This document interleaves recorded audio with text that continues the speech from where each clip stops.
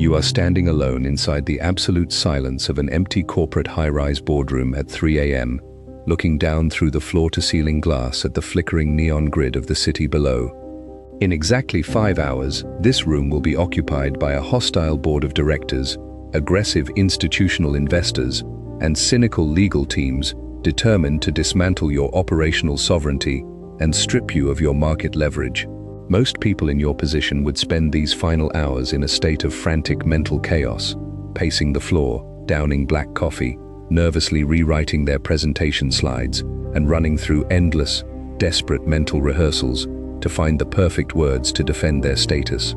They are trapped in the exhausting consumer illusion of confidence, believing that to dominate a high-stakes environment, they must generate a hyper-expressive, loud, and performative display of artificial bravado.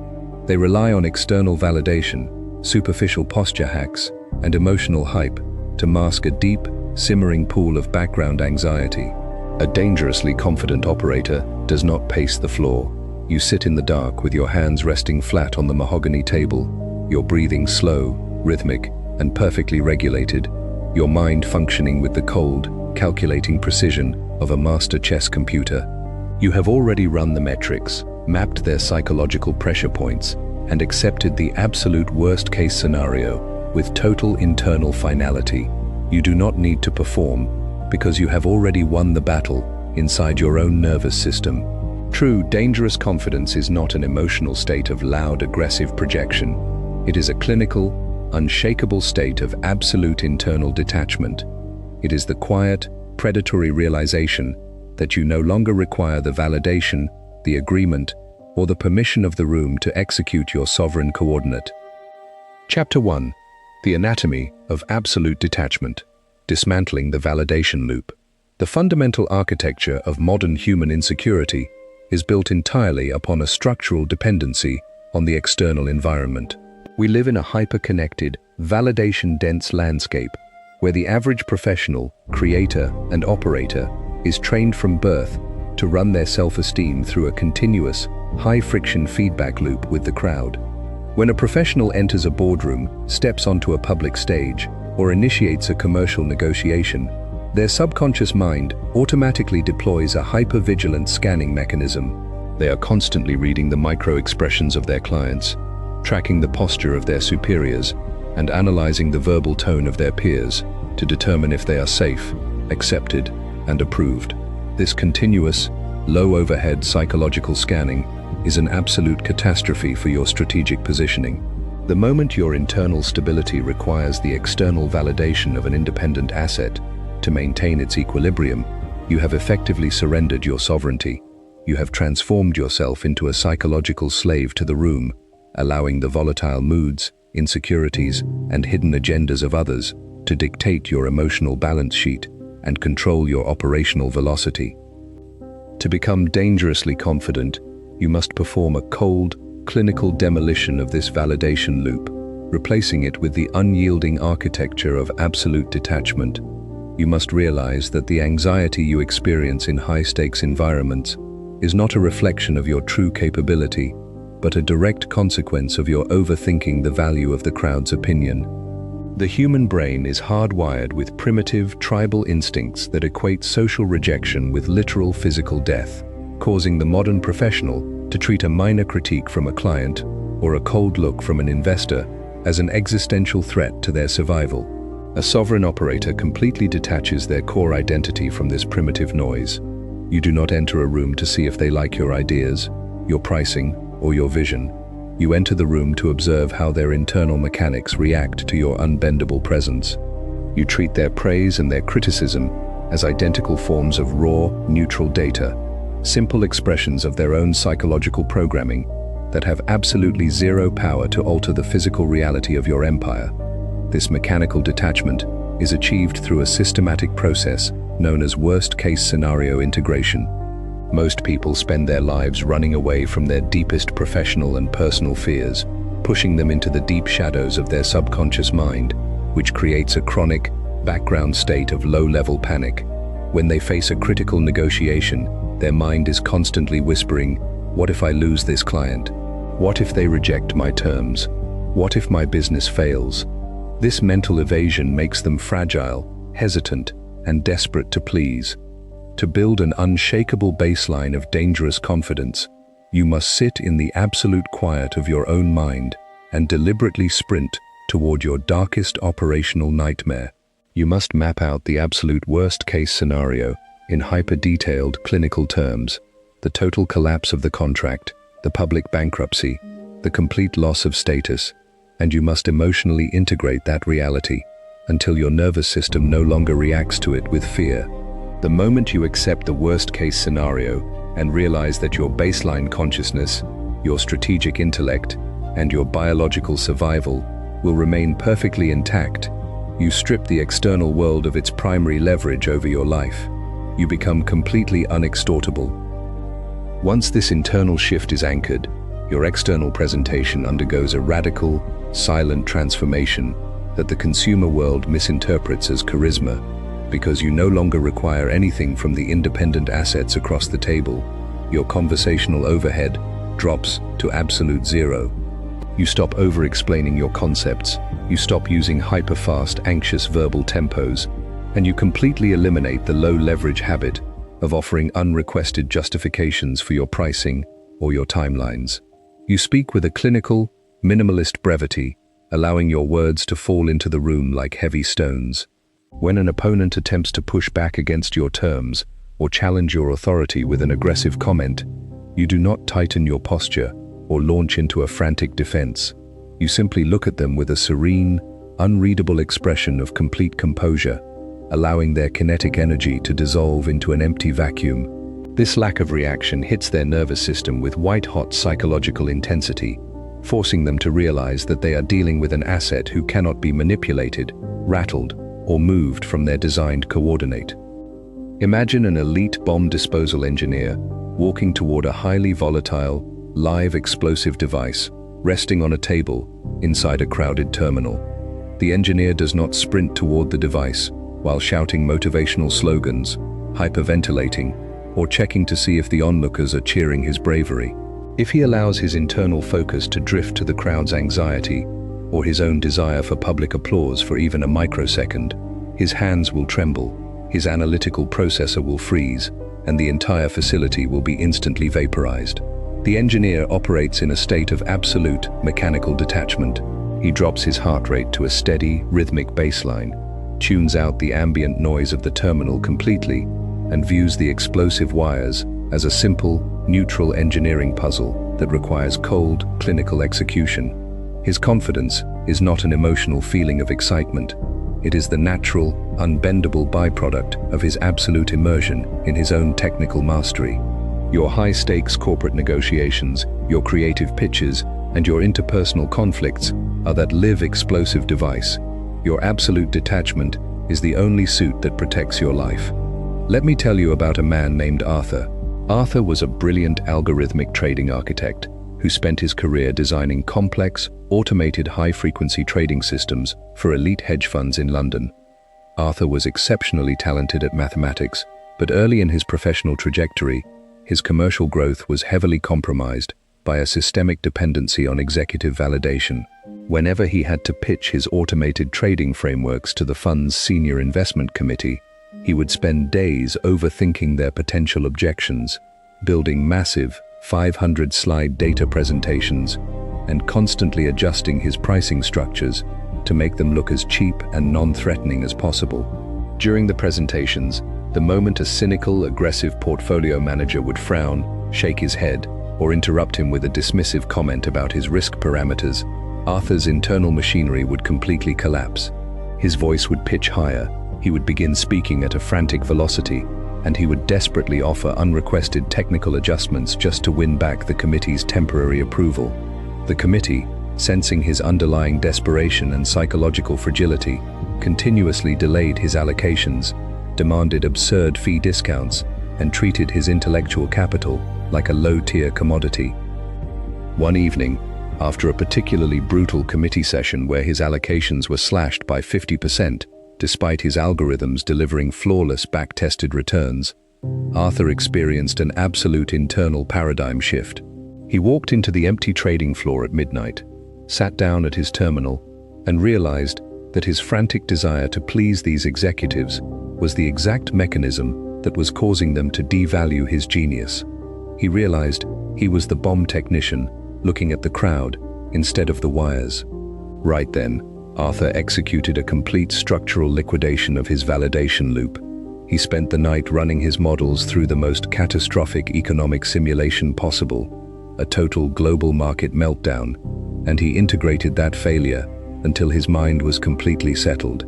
He realized that even if these funds fired him, his intellectual property belonged entirely to his own consciousness, and he could easily rebuild his empire alone. 3 weeks later, Arthur was called back to the boardroom to pitch his newly updated macro allocation engine to the executive committee.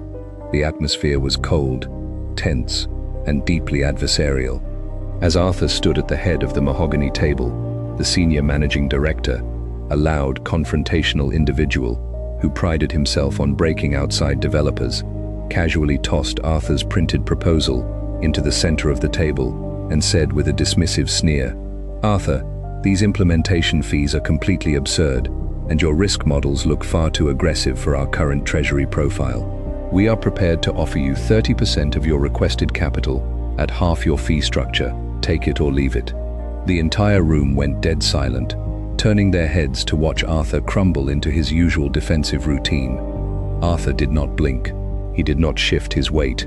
His face did not flush with blood, and his posture remained as still as a stone monument. He stood in absolute, unbothered silence for 7 full seconds, allowing the heavy weight of the vacuum to expand until the managing director's smug smile began to fade into a look of nervous confusion. Arthur looked the director directly in the eyes with an expression of calm, clinical detachment, leaned forward slightly, and spoke with absolute minimalist finality. "The fee structure is non-negotiable, and the risk parameters are the exact mechanical coordinates required to deliver the projected yields. If this fund lacks the treasury stamina to execute at this velocity, I completely understand. I will close this allocation window immediately and route the capacity to our European institutional pipeline. Thank you for your time." He calmly closed his leather folder, slid it into his briefcase, and stood up to walk out of the room. The psychological impact of this clean, detached withdrawal hit the committee like an absolute hammer blow. By completely refusing to enter their defensive argumentative loop, Arthur had instantly inverted the leverage of the entire room. The executives realized in a flash of raw panic that they were no longer dealing with an eager vendor begging for an assignment, but with an elite sovereign operator who was completely unbothered by their rejection and fully prepared to walk away from their capital. The managing director's confrontational facade completely dissolved. He jumped up from his seat, raised his hands in a frantic gesture of compromise, and said, "Arthur, wait, please sit down. There's no need to take this personally. We are just performing our standard due diligence. We will sign your exact fee structures and approve the full capital allocation immediately. Let's get the legal paperwork finalized right now." Arthur nodded slowly, feigning a posture of calm professional compliance, while his internal machinery tracked the absolute victory of his strategic detachment. The committee signed his multi-million-dollar contract within 20 minutes, completely cured of their desire to micro-analyze his terms. The vital lesson Arthur's framework teaches is that dangerous confidence is never built by learning what to say to an opponent. It is built by completely eliminating your emotional requirement for their agreement. The moment you step into a professional or personal arena with a mind that has already integrated the worst-case scenario and completely liquidated the validation loop, you possess an invisible, predatory leverage over every asset in the room. You stop chasing the market, you stop defending your worth, and you stop overthinking the ambient noise of human critique. You become an unshakable psychological vault, allowing your individual empire to compound in the dark with absolute speed, permanent sovereignty, and total, untouchable freedom. Chapter 2: The Command of the Unreadable Mask. Weaponizing absolute silence. The modern professional landscape is completely paralyzed by a chronic, hyper-expressive over-communication loop. We live in a society that treats constant emotional signaling, continuous verbal chatter, and rapid digital responsiveness as indicators of high-status alignment. When an independent asset enters a business negotiation, a social gathering, or a corporate evaluation, their natural instinct is to continuously project an array of micro-expressions to reassure the room of their amiability. They smile unprompted, they nod frantically along with statements they do not agree with, and they rush to fill every single micro-pause in a conversation with nervous laughter or low-leverage verbal filler. They believe that this hyper-expressive availability makes them look confident, approachable, and competent. In reality, this constant emotional broadcasting is a massive strategic vulnerability. It signals to a sharp, analytical observer that your internal machinery is highly volatile, hyper-reactive to ambient pressure, and desperately insecure about how its presence is being perceived by the collective. To unlock a dangerous level of confidence, you must master the architecture of the unreadable mask, transforming your face, your posture, and your vocal delivery into a completely sealed, clinical vacuum that broadcasts absolutely zero raw data to the outside world. You must realize that true dominance in human affairs is never achieved by showing your hand or broadcasting your internal feelings. It is achieved by becoming a perfectly mirror-finished surface that reflects your opponent's own anxieties back into their own nervous system. When you execute the unreadable mask, your face becomes completely serene, your eyes remain locked on your target with a calm, unblinking focus, and your body drops into a state of absolute, motionless composure. You completely eliminate all submissive micro-signals, the unnecessary head tilts, the polite facial adjustments, and the frantic hand gestures. You step into a posture of sovereign stillness, forcing the external world to guess your internal coordinates, while you gather their raw data with total, unbothered clarity. The most lethal weapon within the architecture of the unreadable mask is the strategic weaponization of absolute silence. The average human being possesses a profound, near-pathological fear of silence in social and commercial interactions. When a conversation enters an extended pause, their primitive social processes flag the vacuum as a high-friction zone of absolute awkwardness and potential status loss, triggering an immediate surge of internal panic. To escape this discomfort, their natural reflex is to start talking uncontrollably, pouring out their secrets, revealing their pricing flexibility, and exposing their underlying strategic vulnerabilities, simply to lower the psychological pressure of the silence. A dangerously confident operator treats silence not as an uncomfortable void to be filled, but as a massive, high-leverage hydraulic press designed to crush the composure of their opponent.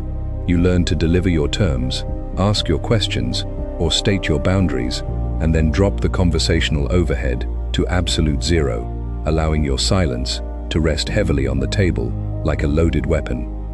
When you refuse to fill the silence, you force your opponent to enter a high-stress psychological evaluation loop inside their own mind. Because your unreadable mask provides them with absolutely zero kinetic feedback, they have no idea if you are angry, bored, completely unimpressed, or preparing to walk away from the deal entirely.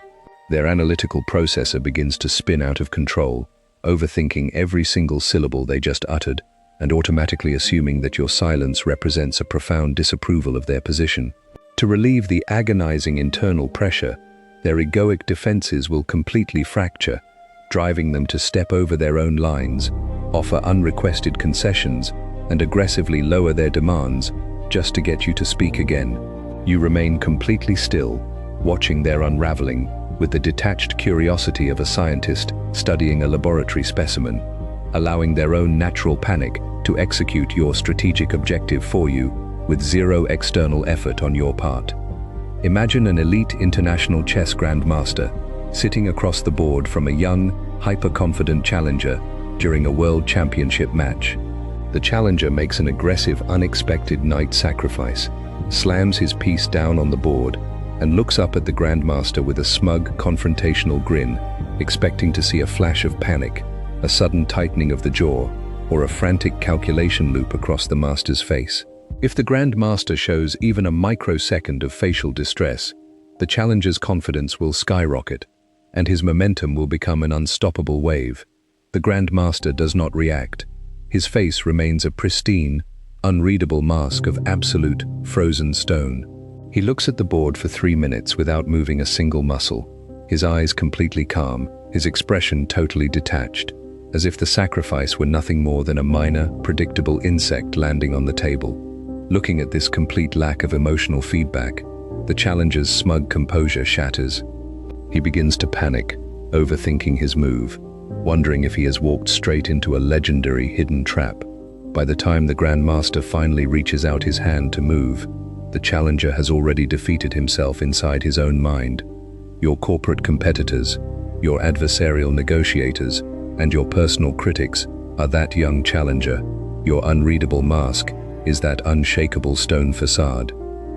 Let me tell you about a woman named Karen. Karen was an exceptionally sharp forensic accountant who spent her career leading high-stakes corporate fraud investigations for elite multinational banking institutions in Zurich. Karen's assignment was to walk into executive offices, audit their internal asset flows, and interview senior financial executives who were suspected of diverting massive amounts of corporate capital into private offshore shell structures. The executives she interviewed were highly sophisticated, powerful individuals who were masters of corporate politics, gaslighting, and aggressive verbal intimidation. Early in her career, Karen found these interviews deeply exhausting. Whenever she would present a suspicious transaction line, the executives would lean across the desk, raise their voices, display intense outrage, and throw out massive, dense blocks of corporate jargon to confuse her tracking. Karen would instinctively nod along out of politeness, attempt to explain her audit methodologies, and try to calm their anger, which allowed the executives to control the pacing of the interview and conceal their financial tracks. Karen analyzed her operational friction points and realized that her expressive politeness and her instinct to explain were the exact data points the executives were weaponizing to escape her hook. She resolved to completely seal her perimeter, developing an architectural communication model built entirely around the unreadable mask and absolute silence. A month later, she was tasked with interviewing a senior regional managing director who had allegedly authorized a multi-million-dollar unrecorded capital wire to a Caribbean account. The director was a legendary, intimidating corporate titan who had successfully broken 3 previous internal audit attempts through sheer verbal aggression. As Karen sat across from him in his lavish, mahogany-paneled office, the director immediately launched into his prepared intimidation sequence. He slammed a heavy stack of financial binders on his desk, leaned forward with a fierce, red-faced scowl, and barked, "This entire investigation is an absolute farce and an insulting waste of my division's valuable operational time. Karen! These numbers you are flagging are standard, confidential strategic currency hedges that have been fully cleared by our compliance committees. If you had even a basic understanding of international macro liquidity management, you wouldn't be sitting here wasting my morning with these amateur questions.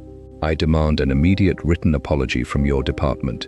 He leaned back, crossing his arms, expecting Karen to flush with embarrassment, stammer an explanation, or apologize for the disruption. Karen did not move. Her posture remained perfectly straight, her hands rested motionless on her leather notebook, and her face remained a completely flat, serene, and unreadable mask of absolute stone. She locked her eyes directly onto the center of his pupils and simply stared at him in total, unblinking silence. She did not blink, she did not nod, she did not furrow her brow, and she did not utter a single word of defense. 3 seconds passed, then 5, then 10. The silence inside the massive office became so thick and suffocating that the tick of the wall clock sounded like an explosion. The director's confident, aggressive expression slowly began to crack. He shifted uncomfortably in his leather chair, cleared his throat nervously, and looked down at his watch. Karen continued to stare at him in absolute, motionless silence for a full 25 seconds. The psychological weight of the vacuum completely destroyed the director's internal defense system.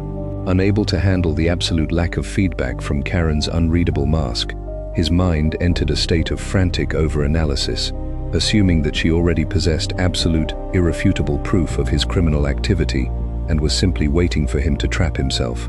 To relieve the agonizing pressure of her silence, he broke. He leaned forward, his voice suddenly dropping 2 octaves, his hands trembling slightly as he opened a binder. "Look, Karen.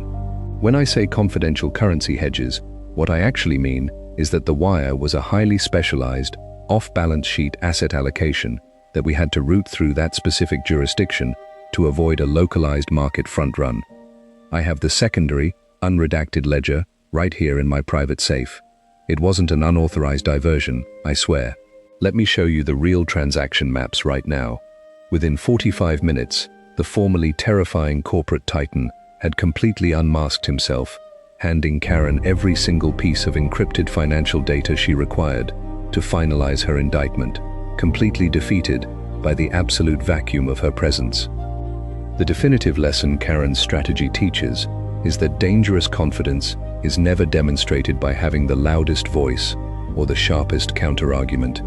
It is demonstrated by your absolute capacity to hold your composure in a state of motionless silence while the world unravels around you. The moment you master the command of the unreadable mask, you cease to be a reactive participant in human power struggles. You become a black hole that effortlessly absorbs and neutralizes their kinetic force. You stop explaining your worth, you stop defending your territory, and you stop allowing the expressive noise of external assets to dictate your baseline stability. You become a sovereign, unreadable monolith, allowing your individual empire to compound in the dark with absolute speed, total precision, and permanent, untouchable freedom. Chapter 3. The Architecture of Absolute Conviction, Replacing Hope with Finality. The structural error that prevents the modern operator from achieving a dangerous tier of confidence is the psychological reliance on the concept of hope. We are conditioned by a hyper-optimistic, consumer-driven culture to believe that confidence is born out of a positive expectation of future victory. When a professional enters a high-stakes arena, whether it is a funding pitch to an elite venture firm, a volatile corporate litigation sequence, or a market-altering pricing negotiation, they train their internal processor to chant a continuous mantra of hopeful affirmations. They tell themselves that the client will say yes, that the pitch will go flawlessly, and that the market will move in their favor. This optimism is a massive, low-leverage trap. Hope is a fundamentally defensive psychological mechanism engineered by the fragile ego to buffer itself against the pain of potential rejection. The moment you enter a strategic environment hoping for a specific, positive external outcome, you introduce a state of systemic instability into your nervous system. You become hyper-reactive to any piece of incoming data that threatens your hopeful narrative, causing you to hesitate, overthink, and modify your terms the moment the room shows the slightest hint of friction.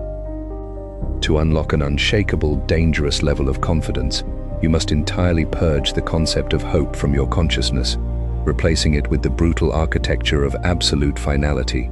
You do not enter a room hoping to convince the market of your value. You enter the room with the absolute, clinical understanding that your strategic trajectory has already been finalized inside your own mind, completely independent of their compliance. You shift your internal baseline from a state of seeking permission to a state of delivering a historical fact. When a sovereign operator speaks, they do not phrase their terms, their timelines, or their business models as a series of open-ended invitations for collaborative review. They present their operational parameters with the calm, detached neutrality of an unbendable structural law.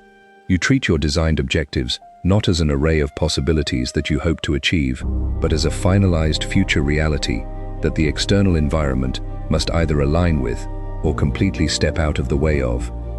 This profound psychological shift requires the execution of an internal operational protocol known as complete preemptive finality. Most people wait for the room to give them permission to feel powerful, delaying their confidence until they receive a signed contract, an explicit verbal confirmation, or a wire transfer validation. They let the external world dictate their status baseline. A dangerously confident operator inverts this entire architecture.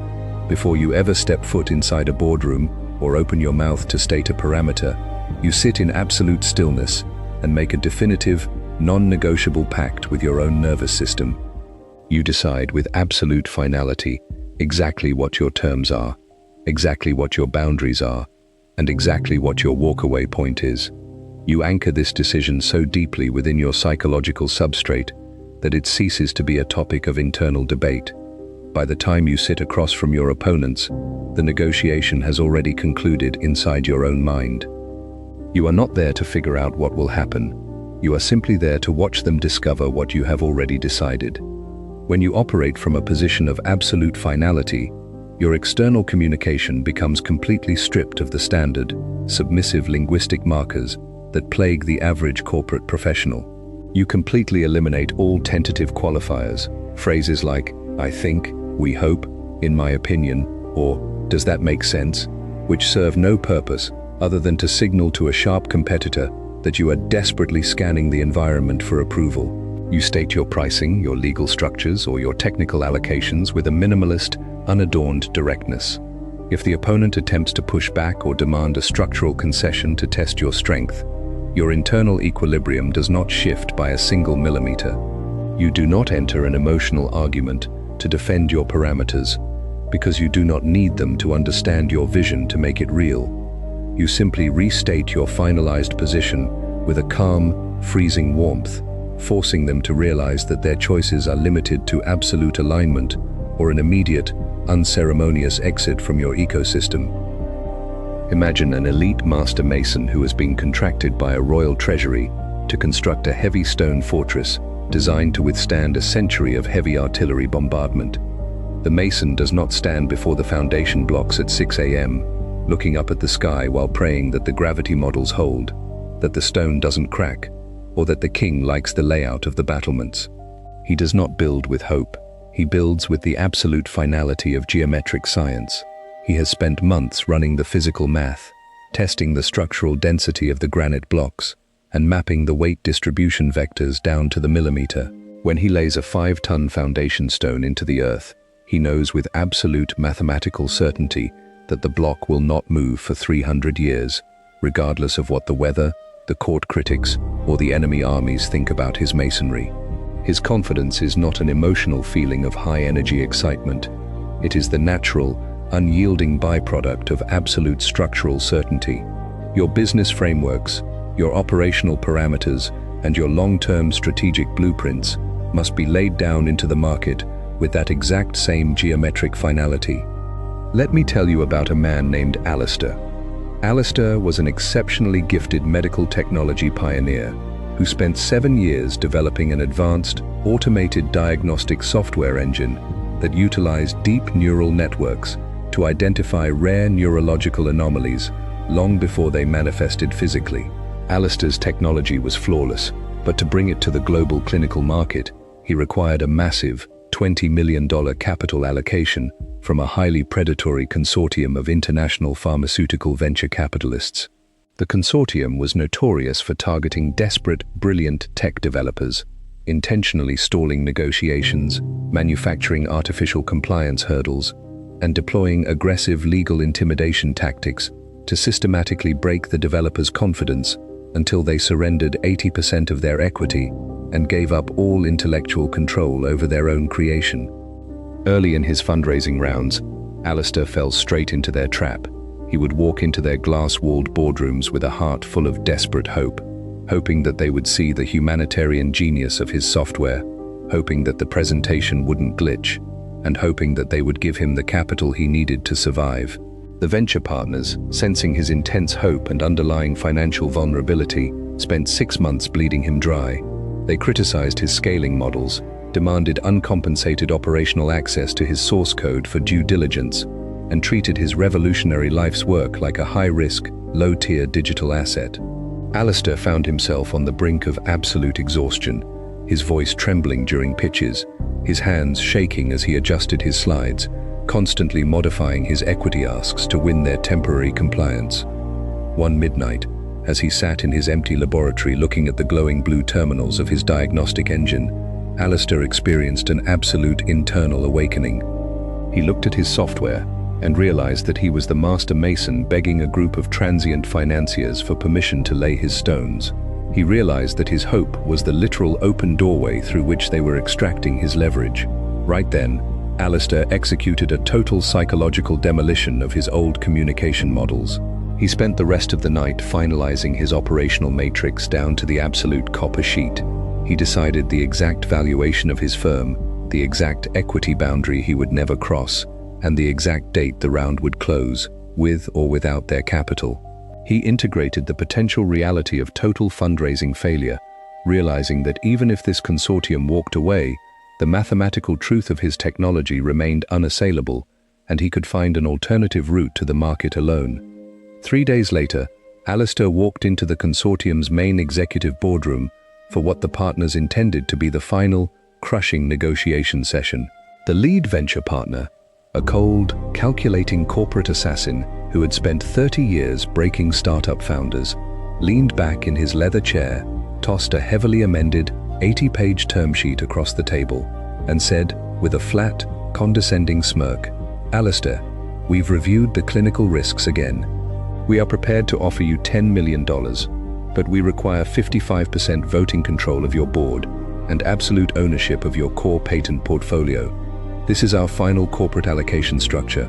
Take it or leave it, but remember that your operational runway ends in 45 days. Alistair did not flinch. He did not look at the term sheet, he did not adjust his posture, and he did not show a single micro-expression of defensive panic. He sat in absolute, motionless composure for 5 seconds, his face a serene, unreadable mask of clinical finality. He looked the lead partner directly in the eyes, smiled with an unbothered warmth, and spoke at a slow, rhythmic, and perfectly regulated verbal cadence.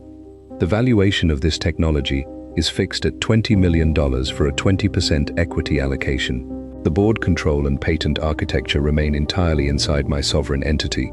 I have already finalized these parameters, and they are not subject to external modification. I will leave this term sheet on the table.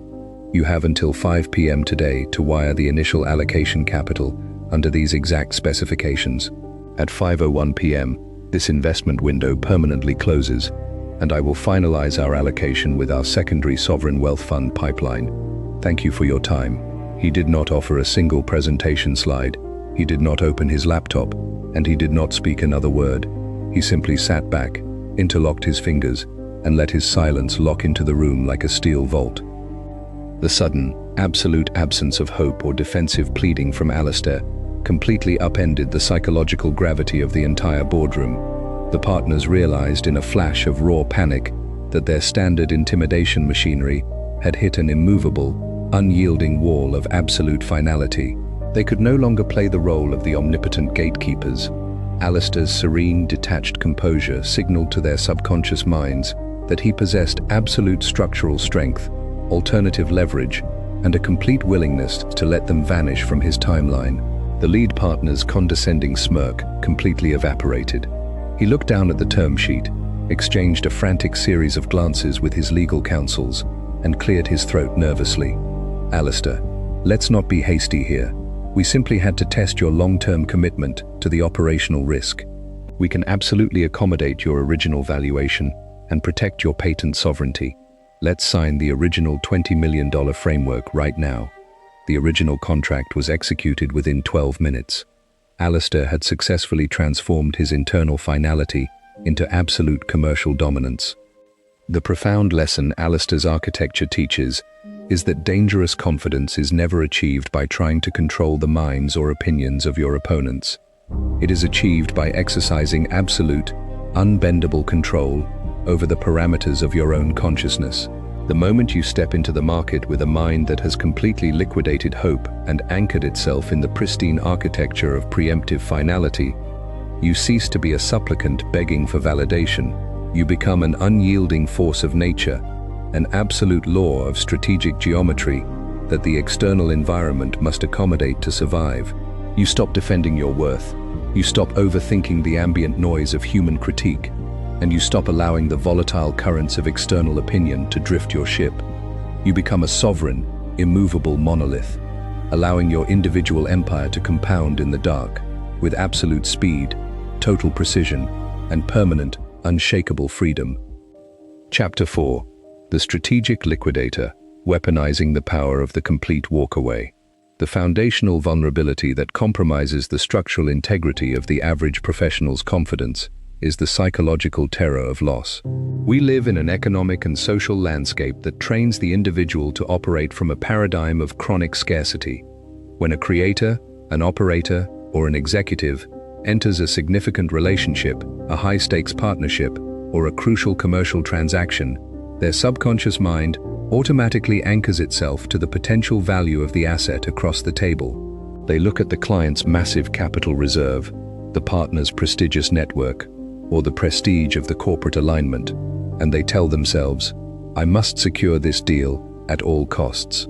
If I lose this opportunity, my growth will freeze, my competitor will capture the terrain, and my empire will stall. This underlying state of neediness is an absolute disaster for your sovereign positioning. The moment you enter an arena with an asset that you feel you cannot afford to lose, you have effectively transformed that asset into your psychological master. They can sense your underlying desperation through your micro-signals, your rapid responses, and your constant compromises, allowing them to systematically strip you of your leverage, dictate your terms, and hollow out your profit margins with zero resistance.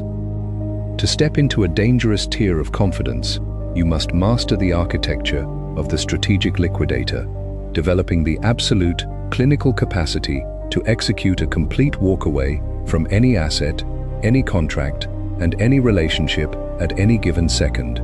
You must realize that true power in human affairs does not belong to the individual who possesses the most capital, the loudest voice, or the highest public profile. True power belongs entirely to the individual who cares the least about the survival of the interaction. When you possess the genuine internal willingness to watch a deal dissolve into absolute nothingness without dropping a single tear or experiencing a microsecond of emotional regret, you possess an absolute predatory leverage over every needy participant in the market. You transform your presence into a high-leverage vacuum, forcing the external world to chase your positioning while you maintain absolute strategic dominance over the coordinates of the environment. This level of unbendable confidence requires the continuous maintenance of what is known as the zero anchorage protocol. Most people allow their lives, their identities, and their operational systems to become deeply anchored to specific external structures. A single massive client that provides 80% of their revenue, a single prestigious partnership that validates their social status, or a single corporate role that defines their career path. This concentration of emotional and economic capital makes them fundamentally fragile, hesitant, and easily manipulated. A dangerously confident operator intentionally maintains a decentralized, unanchored operational footprint. You ensure that your internal self-worth, your primary economic cash flows, and your long-term strategic blueprints are never dependent on the survival of any single external node. You view every contract, every client, and every relationship as a temporary, optional alignment of mutual leverage, a passing ship that you are perfectly happy to sail alongside, but one that you are completely prepared to torpedo the moment its trajectory attempts to compromise your absolute sovereignty. When you operate from a position of zero anchorage, your external behavior undergoes a radical, silent transformation that completely upends the standard mechanics of negotiation. Because you are genuinely prepared to walk away, you completely eliminate the desperate habit of chasing after slow-moving clients, sending frantic follow-up messages, or offering unrequested price cuts to keep a stalling deal alive. You state your non-negotiable operational terms with a clinical, detached brevity, and then you step back into the quiet shadows of absolute indifference. If the asset across the table attempts to play games, delay implementation, or push against your stated boundaries to test your strength, you do not engage in a high-friction emotional struggle to win them back. You simply execute an immediate, cold-blooded psychological liquidation. You withdraw your energy, close the allocation window, and walk out of the environment without a single backward glance, leaving them to collapse into a state of profound psychological vertigo as they realize they have just lost an untouchable asset they can never replace. Imagine an elite maritime captain piloting a state-of-the-art, high-velocity nuclear icebreaker through a dense, freezing field of pack ice in the Arctic Circle. The captain does not fall in love with any specific ice flow. He does not beg the frozen bergs for permission to pass, and he does not alter his long-term navigational destination because a particular channel becomes jammed with shifting ice. He operates from a position of absolute mechanical indifference to the terrain. If a specific path blocks his progress, he does not sit in the dark hyperventilating or pleading with the elements. He simply reverses his engines for 10 seconds, adjusts his rudder by 2 degrees, and drops the full, crushing multi-thousand-ton kinetic mass of his hull onto an alternative sheet of ice, smashing through it with absolute, unyielding velocity to maintain his course. His confidence is not an emotional feeling of hope. It is the natural, unbendable byproduct of his absolute mass and his total willingness to crush or abandon any obstacle in his path. Your corporate alignments, your client contracts, and your personal partnerships are those transient ice flows. Your strategic liquidator protocol is that nuclear hull. Let me tell you about a woman named Vivian.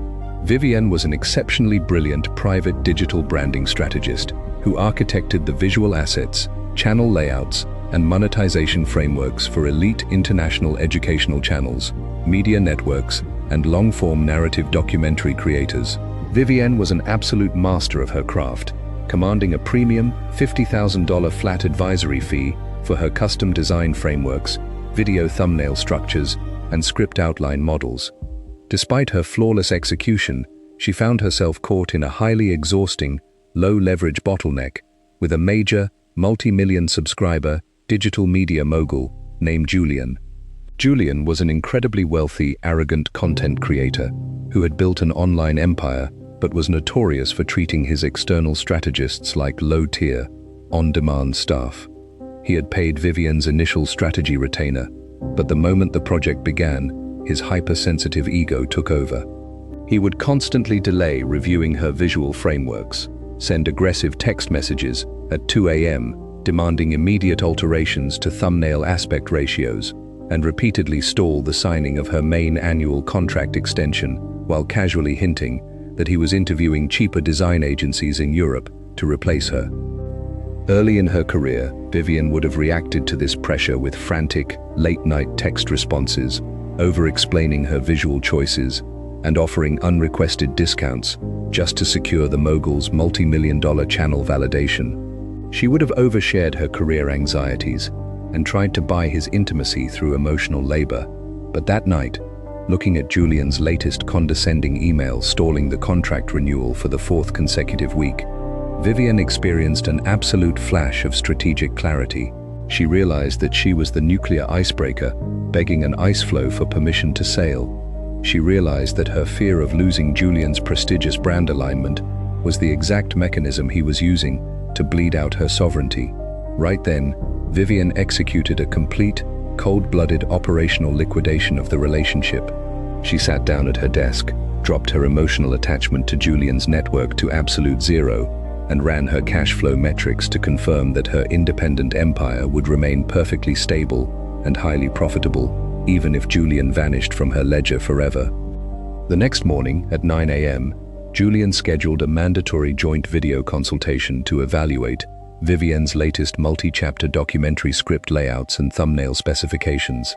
The moment the feed connected, Julian leaned back in his leather studio chair, sighed loudly, and said with an air of immense, condescending boredom, "Vivian, these branding assets and script frameworks look decent, but my production team thinks they are far too complex for our current audience demographic.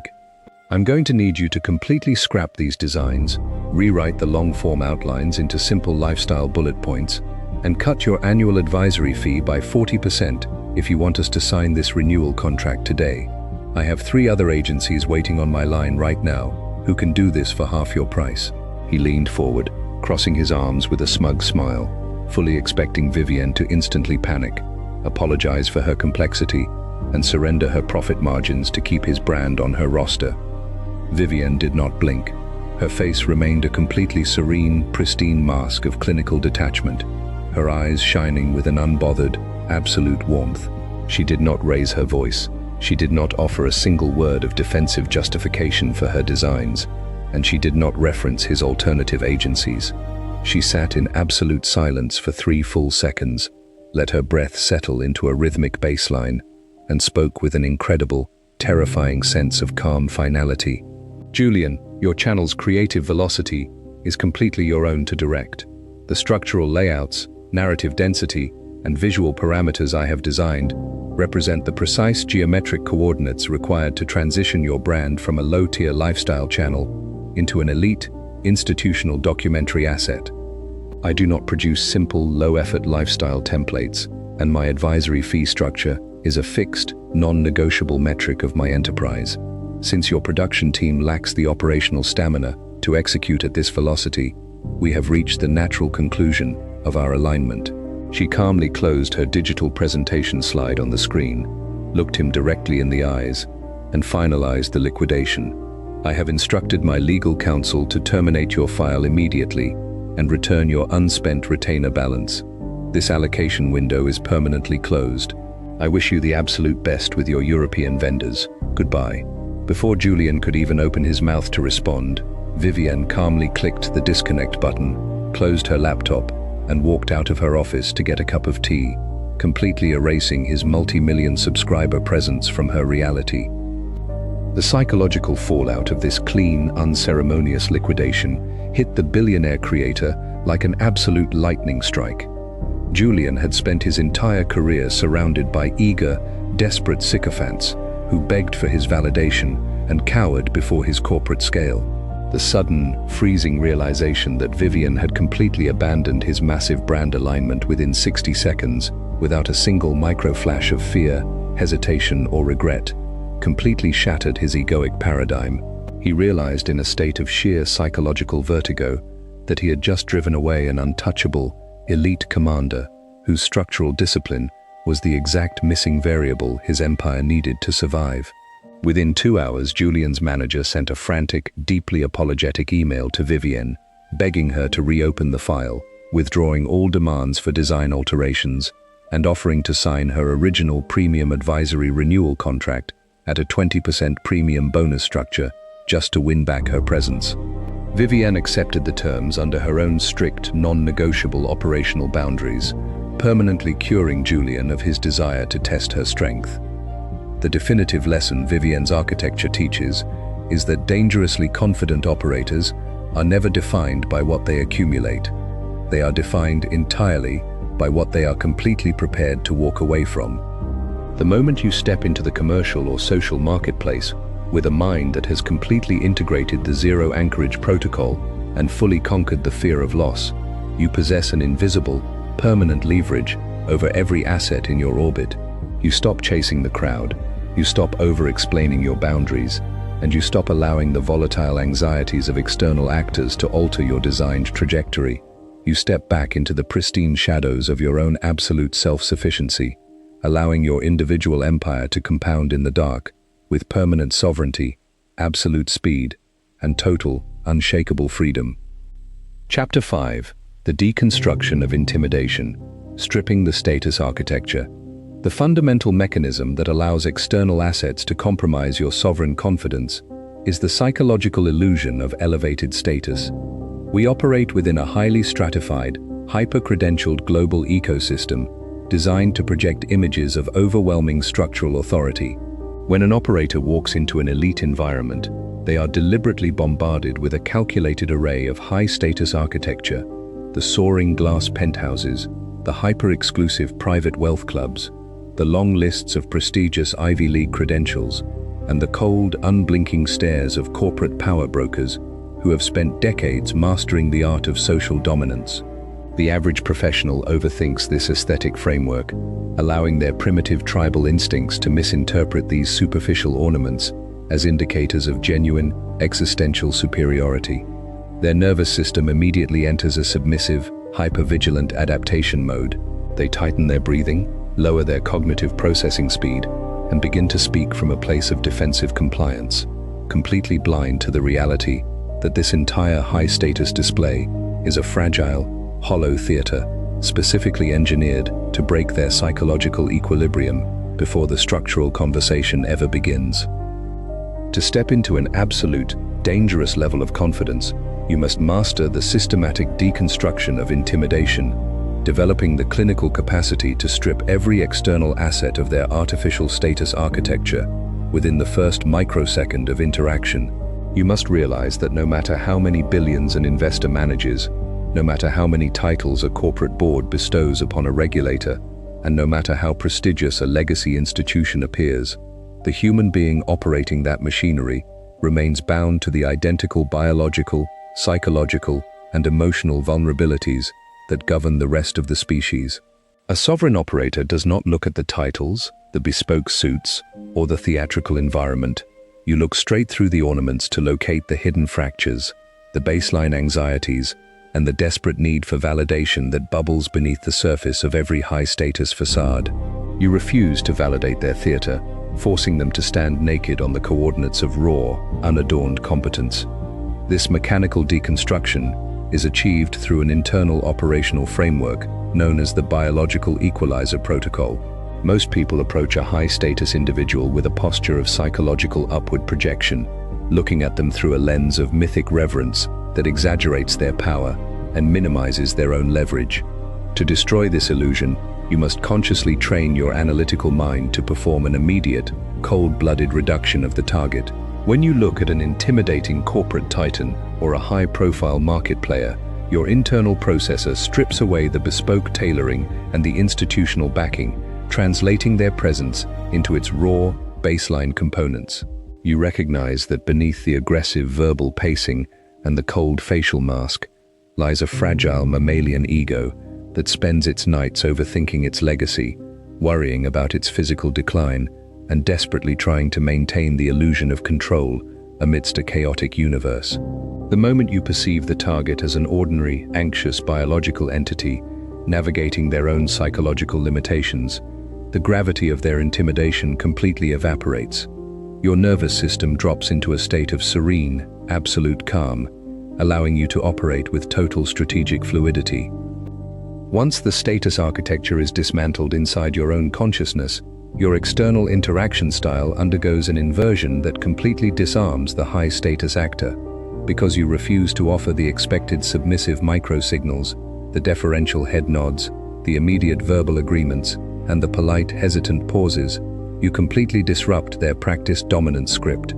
You treat the multi-billion-dollar fund manager with the exact same calm, clinical, and non-judgmental neutrality that you would extend to a low-tier administrative clerk, completely ignoring their attempts to project superiority. You look them directly in the eyes with an expression of unbothered clinical warmth, speak with a slow, perfectly regulated verbal tempo, and handle their aggressive posturing as if it were an irrelevant, slightly amusing piece of background noise. This absolute lack of deference hits their ego like a freezing psychological shockwave, forcing them to realize that their entire theatrical arsenal has zero leverage over your unbendable reality. Imagine an elite master art restorer who has been summoned to a high-security international gallery to evaluate a supposedly priceless, legendary 16th-century oil painting that has been closely guarded by generations of aristocratic curators.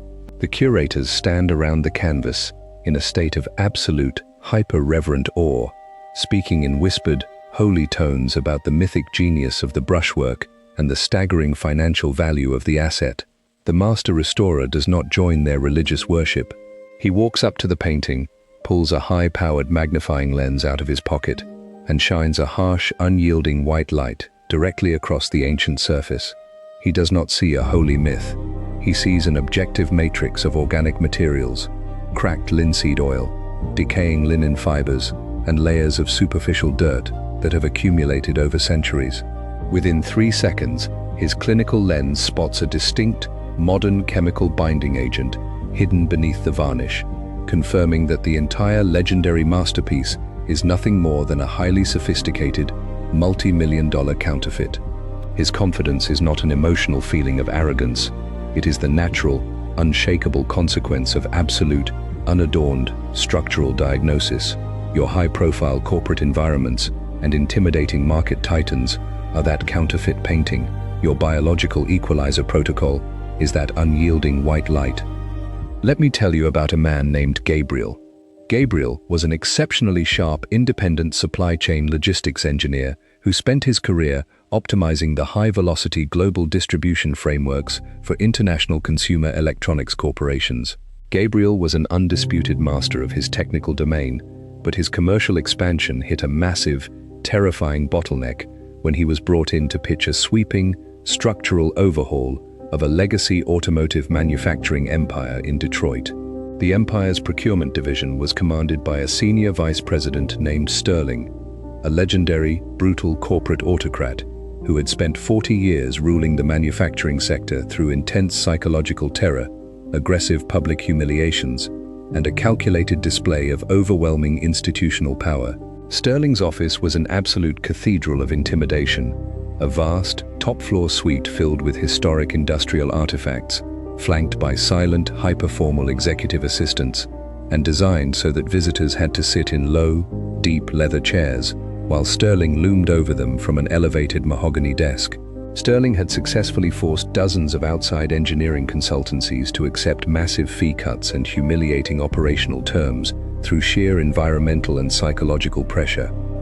The morning of the high-stakes pitch, as Gabriel stood in the reception area, 2 junior associates from his team were visibly trembling, pacing back and forth, frantically checking their data decks and downing double shots of espresso to mask their hyperventilating panic. They had allowed Sterling's mythic status to completely hijack their nervous systems.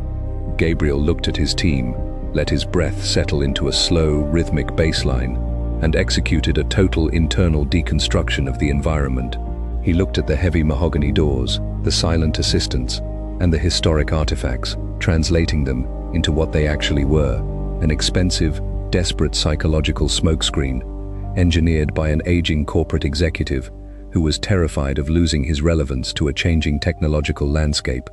Gabriel integrated the worst-case scenario, accepted the potential loss of the contract with total finality, and stepped through the doors with his mind perfectly anchored in a state of pristine biological equality.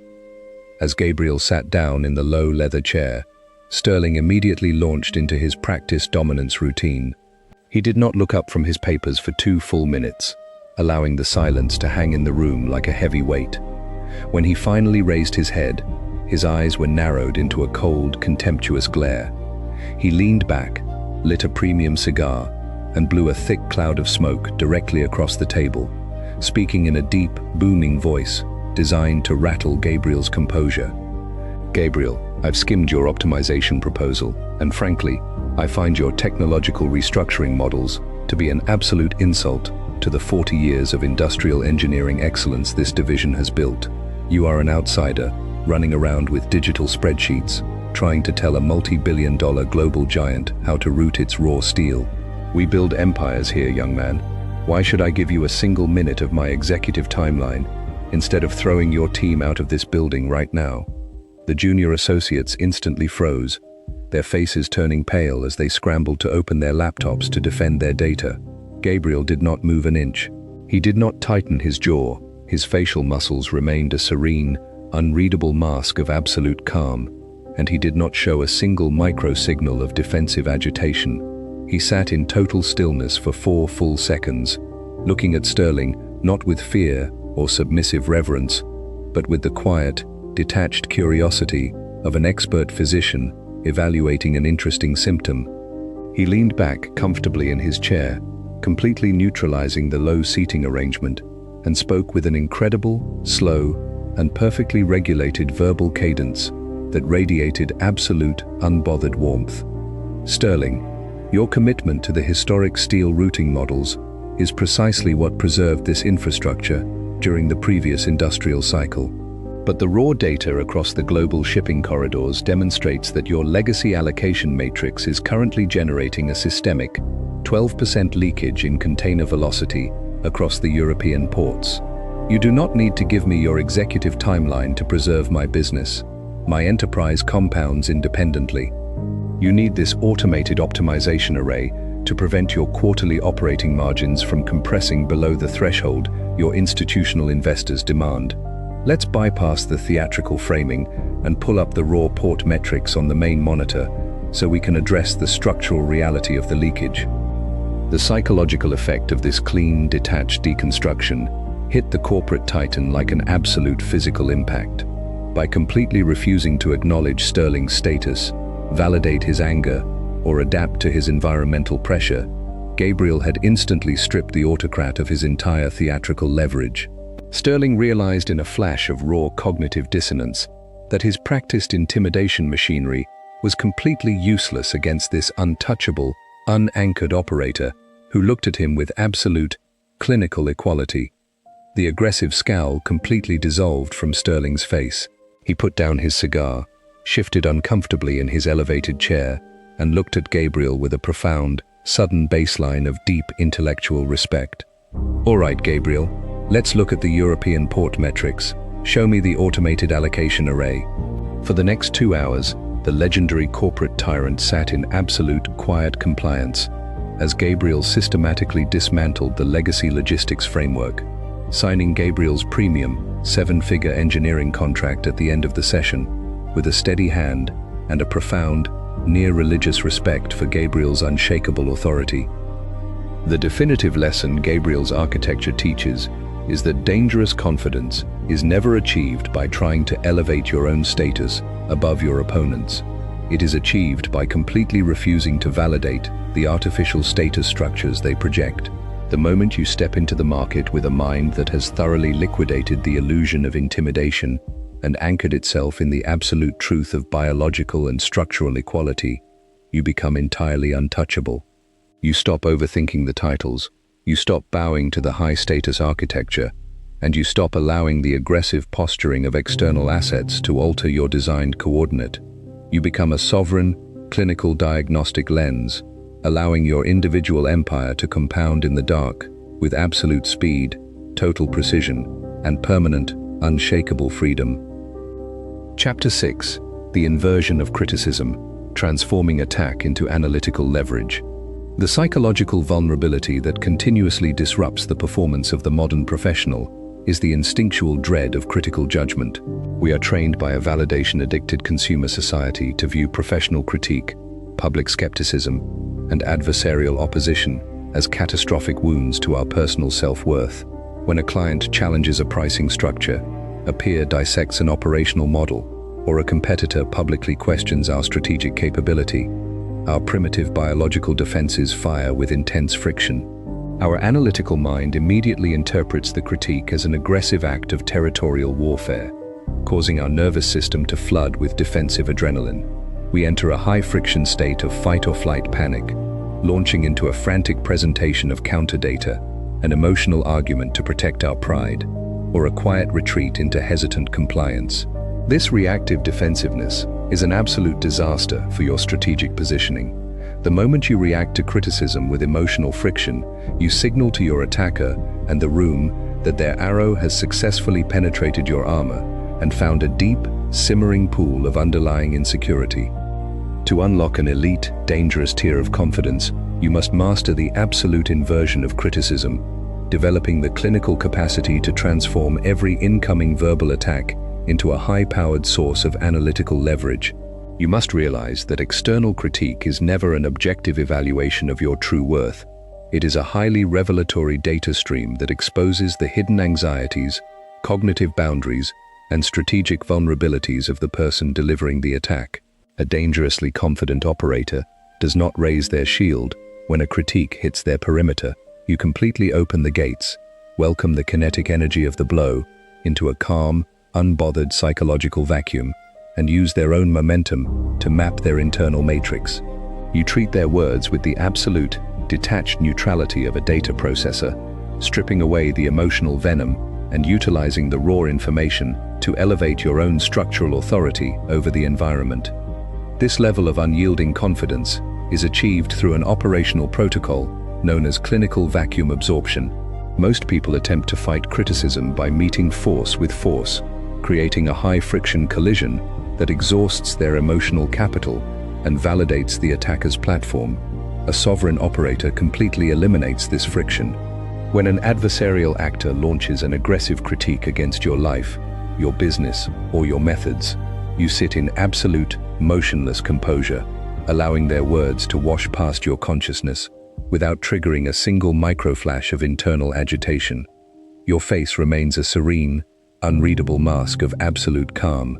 Your breathing remains perfectly regulated, and your eyes shine with a genuine, unbothered warmth.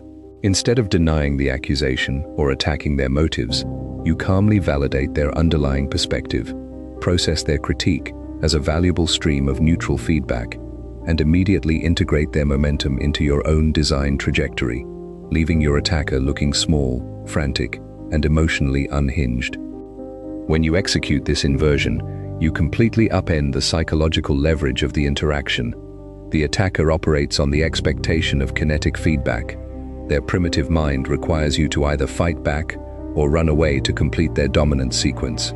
However, when you meet their white-hot aggression with a serene, smiling compliance and a detached analytical interest, you induce a state of intense psychological vertigo within their nervous system. They realize they have unmasked their own hostility in front of a completely clothed, untouchable observer who cannot be rattled. Finding no defensive wall to slam into, their forward momentum collapses under its own weight, forcing their ego to immediately retreat into a state of profound embarrassment, confusion, and defensive compliance, leaving you in absolute control of the battlefield coordinates. Imagine an elite aerodynamic engineer testing a state-of-the-art, hypervelocity experimental aircraft inside a high-powered supersonic wind tunnel. The engineer does not stand in front of the control terminal, screaming at the massive air turbines, crying because the incoming wind vectors are hitting the nose of the jet with thousands of pounds of crushing pressure, or trying to construct a physical brick wall inside the tunnel to stop the airflow. He does not fight the wind. He designs the aircraft with perfect, mathematically optimized aerodynamic curves that intentionally absorb the brutal kinetic energy of the oncoming gale, fluidly converting the crushing atmospheric resistance into an immense, upward aerodynamic lift that propels the jet to Mach 4 velocity with absolute ease. His confidence is not an emotional state of defensive anger. It is the natural, unyielding consequence of fluid, structural geometry. Your adversarial critics, your cynical clients, and your professional opponents are that supersonic gale. Your absolute inversion protocol is that aerodynamic wing. Let me tell you about a man named Marcus. Marcus was a highly sophisticated chief operations officer who was brought in to execute a sweeping, high-stakes structural optimization program for a massive, legacy international aviation conglomerate that was suffering from systemic financial decline. The optimization program demanded deep, painful operational cuts, including the consolidation of multiple regional maintenance hubs and the elimination of several redundant executive layers. The middle management tier was in a state of absolute, unified revolt, led by a senior regional operations director named Victor, a loud, highly confrontational individual who had spent 25 years maintaining his tribal power within the company through intimidation, aggressive union manipulation, and fierce public resistance to any outside administrative interventions. Victor was determined to publicly humiliate Marcus during an all-hands global executive summit, preparing a fierce, meticulously calculated verbal assault designed to shatter Marcus's authority in front of the entire international leadership team. During the summit, as Marcus stood at the main podium outlining the restructuring timeline to 300 silent executives, Victor suddenly stood up in the center of the auditorium, slammed his heavy folder down on his seat, and intercepted the presentation. He shouted through a wireless microphone that Marcus was nothing more than a cold, calculating corporate assassin who didn't understand the complex realities of aviation safety, that his digital data models were an absolute fraud, and that his optimization plan would directly cause a catastrophic system failure that would ruin the company's safety reputation forever. The entire ballroom dropped into a freezing, terrifying silence.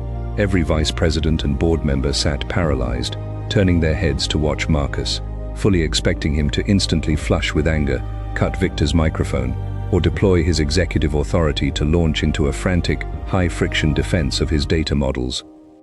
Marcus stood at the podium in absolute, unbothered composure. He did not tighten his jaw, he did not raise his hands, and his face remained a serene, unreadable mask of clinical calm. He stood in absolute motionless silence for 5 full seconds after Victor finished his tirade, letting the echo of the aggressive shouts fade completely into the vast room, until the air felt heavy with awkward psychological tension. Then, Marcus nodded slowly, his eyes shining with a genuine, unyielding warmth. He looked directly at Victor and spoke with absolute serene clarity and a slow, rhythmic verbal cadence. Victor, your fierce passion for this corporation's safety baseline is precisely why you have been an invaluable asset to this infrastructure for over 2 decades. The specific risks you have just highlighted regarding regional maintenance transit times are incredibly vital. In fact, your observation reinforces exactly why our legacy framework is no longer sustainable under modern regulatory pressures. Let's pull up your specific regional transit data onto the main screen right now so we can integrate your historic insights into our automated allocation solution. The psychological effect on Victor was devastating. By completely absorbing his raw anger, validating his perspective, and seamlessly transforming his venomous attack into a valuable stream of operational insight, Marcus had instantly stripped him of his adversarial platform. Victor could no longer play the role of the brave rebel fighting a corporate tyrant. If he continued to shout now, he would simply look like an irrational, emotionally unstable child, disrupting a collaborative engineering session. The psychological vertigo hit his nervous system instantly. His face turned bright red, his aggressive posture completely collapsed, and he sat back down in his chair, staring blankly at his desk in absolute silence. For the rest of the summit, Marcus proceeded to walk through his restructuring cuts with absolute precision, utilizing Victor's own regional data to demonstrate exactly why the cuts were necessary, while Victor sat entirely neutralized, nodding along like a quiet student. Marcus had successfully turned a public execution attempt into the ultimate demonstration of his untouchable sovereign command. The definitive lesson Marcus's architecture teaches is that you must completely eliminate the low-leverage habit of meeting external attack with immediate, defensive friction. The moment you enter a frantic argument to protect your pride, you hand your opponent the keys to your emotional balance sheet and allow them to pull you down onto their chaotic level. Step out of the line of fire. When a competitor, a client, or an associate launches a critique against your life, your business, or your methods, calmly absorb their energy, validate their underlying metrics, and integrate their momentum into your own design trajectory. When you force your attacker to watch their weapons dissolve into a vacuum of total composure, you elevate your authority to an untouchable baseline, leaving your individual empire to expand in the dark with absolute speed and permanent, unshakable freedom. Chapter 7. The Mirage of the Shared Confession, the Vulnerability Trap and the Vault. You are standing in the dimly lit courtyard of an historic estate at 1 a.m., holding a glass of mineral water as a senior managing partner from a prominent global asset fund walks over to you. He has had 3 drinks, his tie is slightly loosened, and under the heavy emotional weight of a recent operational failure, he leans in to whisper a highly sensitive, deeply compromising truth about an upcoming regulatory investigation into his firm. He looks at you with bloodshot eyes, hoping that his sudden emotional transparency will prompt you to lower your guard, match his vulnerability, and share a matching piece of inside information from your own operation. This is the vulnerability trap. Most people overthink human connection, believing that to build trust, establish long-term alliances, or cement their position inside an elite network, they must engage in the consumer habit of mutual emotional venting. They trade their secrets like cheap currency, hoping to buy intimacy.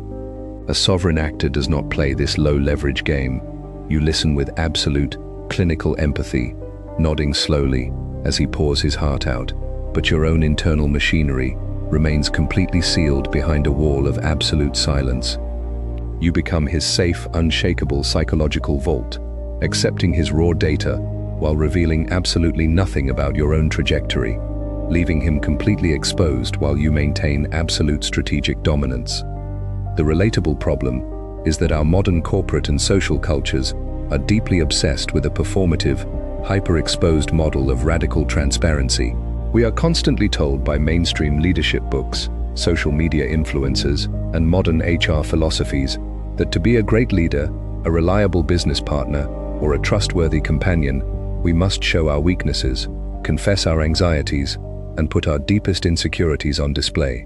We fall into the trap of oversharing, believing that if we just tell our clients about our behind-the-scenes struggles or confess our operational doubts to an associate, they will appreciate our authenticity and stick with us. This is a catastrophic strategic error. The moment you hand a competitor, an employee, or a client a map of your internal vulnerabilities, their analytical processor quietly flags you as a volatile, low-status asset who cannot handle the weight of your own empire.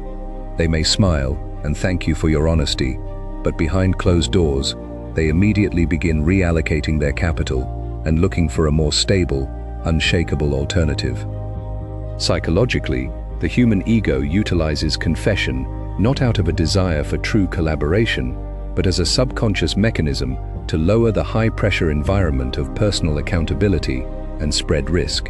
When a person reveals a secret or a weakness to you, they are trying to bind you to their emotional ledger, creating a state of mutual vulnerability that prevents either party from taking a dominant position. However, when you refuse to take the bait, listening to their confession with calm, serene composure, while keeping your own internal data locked behind a mask of clinical detachment, you completely upend the leverage of the interaction. The target experiences a profound state of psychological exposure. They realize they have fully unmasked themselves in front of a completely clothed, untouchable observer. Finding no matching vulnerability to use as a shield, their subconscious mind immediately classifies you as a figure of immense structural strength, authority, and safety, forcing them to treat you with an almost religious level of respect and deference. To master the architecture of the vault, you must treat your internal thoughts, strategic plans, and personal challenges as highly classified state secrets that require a top-tier security clearance to access. You must entirely eliminate the habit of casual, low-overhead conversation that serves no purpose other than to clear your own emotional pipes. When you enter a boardroom, a negotiation, or a social environment, you operate as a data collector, not a data broadcaster. You learn to invite the confessions of others by maintaining an inviting, non-judgmental silence, allowing their natural anxiety, loneliness, or egoic pride to drive them to empty their minds onto your desk. You absorb their leverage, map their hidden landmines, and anchor their secrets within your memory, while your own strategic intentions remain completely insulated in the deep shadows of absolute, unyielding privacy. Imagine you are an elite intelligence director managing a highly sensitive, covert geopolitical asset network from an underground command facility. If a stressed, emotional foreign operative runs into your office, slams his hands on your desk, and confesses that he has compromised a local communications channel out of sheer panic, you do not sit him down and say, "Don't worry, my friend, I totally get it. I made a huge mistake on our secondary satellite array last week too, and I've been feeling super stressed about it." If you offer that matching confession, the operative will instantly lose all respect for your command, realize the entire agency is a chaotic mess, and potentially defect to save himself. A sovereign director remains a rock. He looks the emotional operative with cold, unblinking focus, reassures him of his safety, extracts every single detail of the compromised channel, and sends him back into the field with a clear, authoritative directive. The operative leaves the room feeling a profound sense of awe and security, completely dependent on the director's unshakable strength to survive. Your strategic ecosystem is that command facility. Let me tell you about a woman named Vivienne.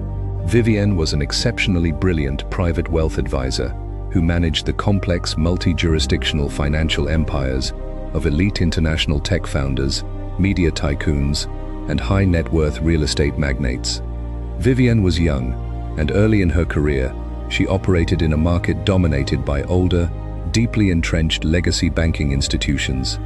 To compete, she initially tried to use the standard relationship-building models taught in commercial business schools, attempting to build deep personal connections with her clients by sharing her own career anxieties, talking about her personal life struggles, and trying to create an atmosphere of casual, empathetic peer friendship. Despite her flawless execution of their portfolios, her clients consistently treated her like a junior associate, frequently questioning her investment allocations, demanding round-the-clock text availability, and casually delaying their contract extensions as if her time had zero economic value. She was overthinking her accessibility, feeling a constant, exhausting pressure to perform emotional labor just to keep her clients from leaving. One evening, during an exclusive charity gala, a major real estate billionaire who had been stalling his renewal contract for months sat down next to her. Visibly intoxicated and exhausted by an ongoing high-profile divorce proceeding, he launched into a bitter, highly emotional confession about how his personal life was a complete disaster, how he couldn't trust his own children, and how he felt like an absolute fraud running his corporate empire. Vivienne's old instinct was to jump in with a matching confession to make him feel comfortable, to tell him about her own recent relationship failures and her deep struggles with imposter syndrome in the wealth management industry. But that night, looking at his unraveled state, she experienced an absolute flash of strategic clarity. She realized that if she shared her own weaknesses now, she would forever cease to be his elite financial commander. She would simply become his drinking buddy. Vivienne executed an immediate internal lockdown. She leaned back, her face becoming a serene, unreadable mask of absolute, calm validation. She listened to him for 40 minutes without interrupting once, offering nothing but slow, steady nods of absolute attention. When he finished his tirade, breathing heavily and looking at her with a sudden, panicked expression of regret for having exposed himself so deeply, Vivienne did not offer a single personal secret in return. She looked him directly in the eyes with a clinical, unbothered warmth and said with immense gravity, "Leonard, the burden you carry would crush an ordinary executive. Your strength in maintaining this operational scale amidst such intense personal friction is remarkable. Your secrets are entirely safe inside this vault. Let me take the heavy weight of your asset structure off your mind so you can focus entirely on resolving these personal fronts. I will handle the portfolio. You do not need to worry about it for a single second." The psychological shift inside the billionaire was instantaneous. The sudden, freezing realization that he had exposed all his weaknesses to a completely unshakable, disciplined professional who revealed absolutely nothing of her own flaws hit his ego with absolute authority. He did not see Vivienne as a junior associate anymore. He saw her as a mythic pillar of absolute security, safety, and power. He reached into his pocket, pulled out his pen, and signed her premium non-negotiable annual advisory renewal contract right there on the gala table with a trembling hand. For the next 5 years, he never questioned a single investment directive she issued. He never delayed a payment, and he treated her time with a profound, near-religious respect. Vivienne had successfully transformed her absolute silence into the ultimate instrument of commercial dominance.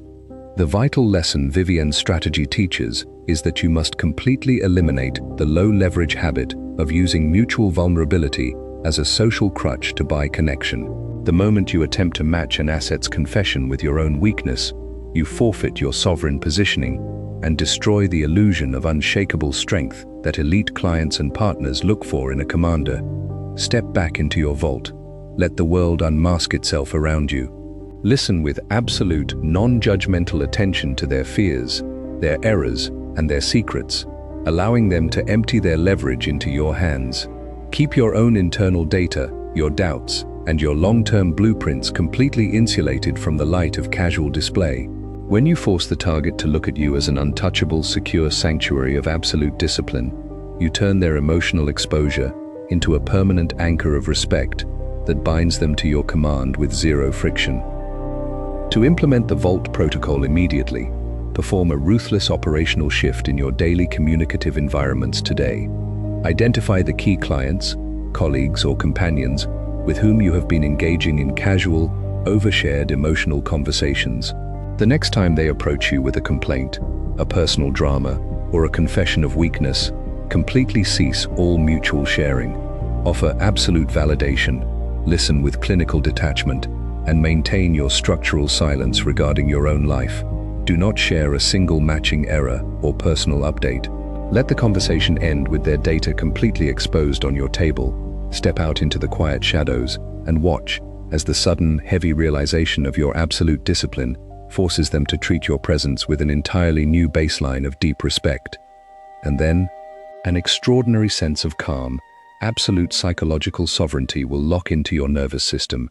You will look at the hyper-transparent, oversharing consumer culture around you with a sharp, analytical detachment, recognizing that the most dangerous weapon in human affairs is a completely unreadable face.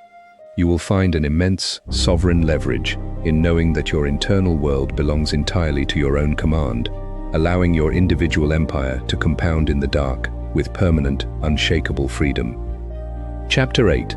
The Mirage of the Immediate Defense. Deflecting attack with absolute absorption.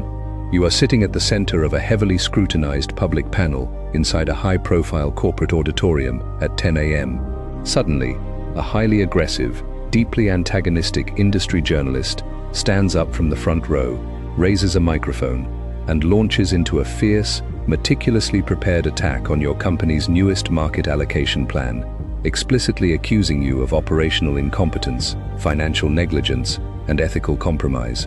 The entire audience drops into a tense, freezing silence, turning their heads to watch your reaction, expecting you to instantly tighten your posture, raise your voice, and launch into a frantic, hyper-defensive presentation of counter data to protect your reputation. You do not interrupt her, you do not shift your weight, and you do not show a single micro-expression of anger. Instead, you listen with a posture of calm, absolute absorption. When she finishes her venomous critique, expecting a defensive wall to slam into, you look at her with a gentle, serene smile, nod slowly, and say with absolute clinical composure, "That is an exceptionally thorough analysis of the perceived risks, and I am sincerely grateful you brought those specific operational metrics to light. Let's dive deeper into exactly how those calculations look when applied to our long-term timeline." Instantly, the journalist freezes, her aggressive momentum completely swallowed by your lack of resistance, while the audience relaxes in awe of your untouchable authority. The relatable problem is that our natural, hardwired human instinct is to meet direct attack with direct defense. We live in a highly reactive landscape where professional critiques, personal insults, and strategic opposition hit our nervous systems with white-hot intensity, causing our analytical minds to immediately enter a high-friction state of fight-or-flight panic. When a client attacks our pricing, a boss questions our capability, or a competitor challenges our integrity, we run around trying to scramble for immediate evidence to prove them wrong. We prepare massive, defensive presentations, we write long, emotional email responses, and we try to force them to see our side of the story through sheer argumentative pressure. We overthink the attack, believing that if we remain silent or fail to hit back instantly, the world will judge us as weak or guilty, completely blind to the reality that our frantic defensiveness is the exact psychological signal that confirms our vulnerability and gives our attacker absolute control over the emotional environment. Psychologically, the aggressive mind operates on the mechanics of kinetic feedback. The primary goal of an attacker is to trigger an immediate, high-friction defensive reaction that shatters your emotional composure, forces you onto your back foot, and exposes your underlying insecurities to the room. The moment you offer a direct defense, arguing the points, denying the accusations, or attacking their motives, you validate their strike, elevate their critique to a position of legitimate threat, and allow them to dictate the coordinate of the battlefield. However, when you execute an absolute absorption strategy, you completely neutralize their kinetic trajectory. By welcoming their words into a vacuum of total, unbothered composure, processing their attack as if it were a simple, neutral stream of incoming data, you completely rob them of their oppositional gravity. You force them to stand in the public square swinging their sword at thin air, losing their balance, and exposing their own emotional desperation to the entire room. To master the architecture of absolute absorption, you must completely separate your core self-image from the volatile noise of external critique. You must view verbal and strategic attacks not as a threat to your survival, but as a simple wave of kinetic energy that can be effortlessly absorbed, neutralized, and redirected back into their own system. When an adversarial actor steps onto your territory with their weapons drawn, expecting a head-on collision, you do not raise your shield. You open the perimeter, let their energy rush past you into an empty space, and look at them with the calm, detached curiosity of a scientist studying a specimen under a microscope. By maintaining your structural composure and framing their attack as a valuable piece of raw feedback, you instantly elevate yourself to a position of absolute, untouchable authority, leaving your attacker looking small, frantic, and emotionally unhinged. Imagine you are an elite, mythic martial arts grandmaster standing at the center of a training ring, challenged by a young, hyper-aggressive, and muscular fighter who wants to prove his superiority by destroying your legacy. The young fighter lunges forward with maximum velocity, throwing a heavy, high-powered punch directly at your face, putting his entire body weight and emotional rage into the strike. If you attempt to stop the punch by bracing your muscles and meeting his fist head-on with your own block, the massive kinetic impact will rattle your frame, potentially breaking your wrist and leaving you vulnerable to his next attack. A sovereign grandmaster does not fight the force. He steps back an inch, catches the fighter's extended wrist with a gentle, fluid motion, and applies a subtle downward pressure, using the fighter's own massive forward momentum to throw him face first onto the hard canvas floor. The young fighter collapses under the weight of his own aggression, while the master remains standing in absolute stillness, his breathing completely undisturbed. Your strategic opponent is that frantic fighter. Your absolute absorption is that fluid redirect. Let me tell you about a man named Marcus. Marcus was a highly sophisticated chief operations officer who was brought in to execute a massive, structural optimization program for a legacy international aviation conglomerate that was suffering from systemic financial decline. The program demanded deep, painful operational cuts, including the consolidation of multiple regional maintenance hubs and the elimination of several redundant executive layers. The middle management tier was in a state of absolute revolt, led by a senior regional director named Victor, a loud, highly confrontational individual who had spent 20 years maintaining his power within the company through intimidation, aggressive union manipulation, and fierce public resistance to any outside administrative changes. Victor was determined to humiliate Marcus during an all-hands executive summit, preparing a highly venomous, public attack designed to shatter Marcus's authority in front of the entire global leadership team. During the summit, as Marcus stood at the podium outlining the restructuring timeline, Victor suddenly stood up, slammed his folder on his seat, and intercepted the presentation, yelling through a microphone that Marcus was a cold, calculating corporate assassin who didn't understand the realities of aviation safety, that his data models were an absolute fraud, and that his optimization plan would directly cause a catastrophic system failure that would ruin the company's reputation forever. The entire ballroom dropped into a freezing, terrifying silence. Every executive sat paralyzed, watching Marcus, expecting him to instantly flush with anger, cut Victor's microphone, and deploy his corporate authority to fire him on the spot. Marcus stood at the podium in absolute, unbothered composure. He did not tighten his jaw, he did not raise his hands, and his face remained a serene, unreadable mask of clinical calm.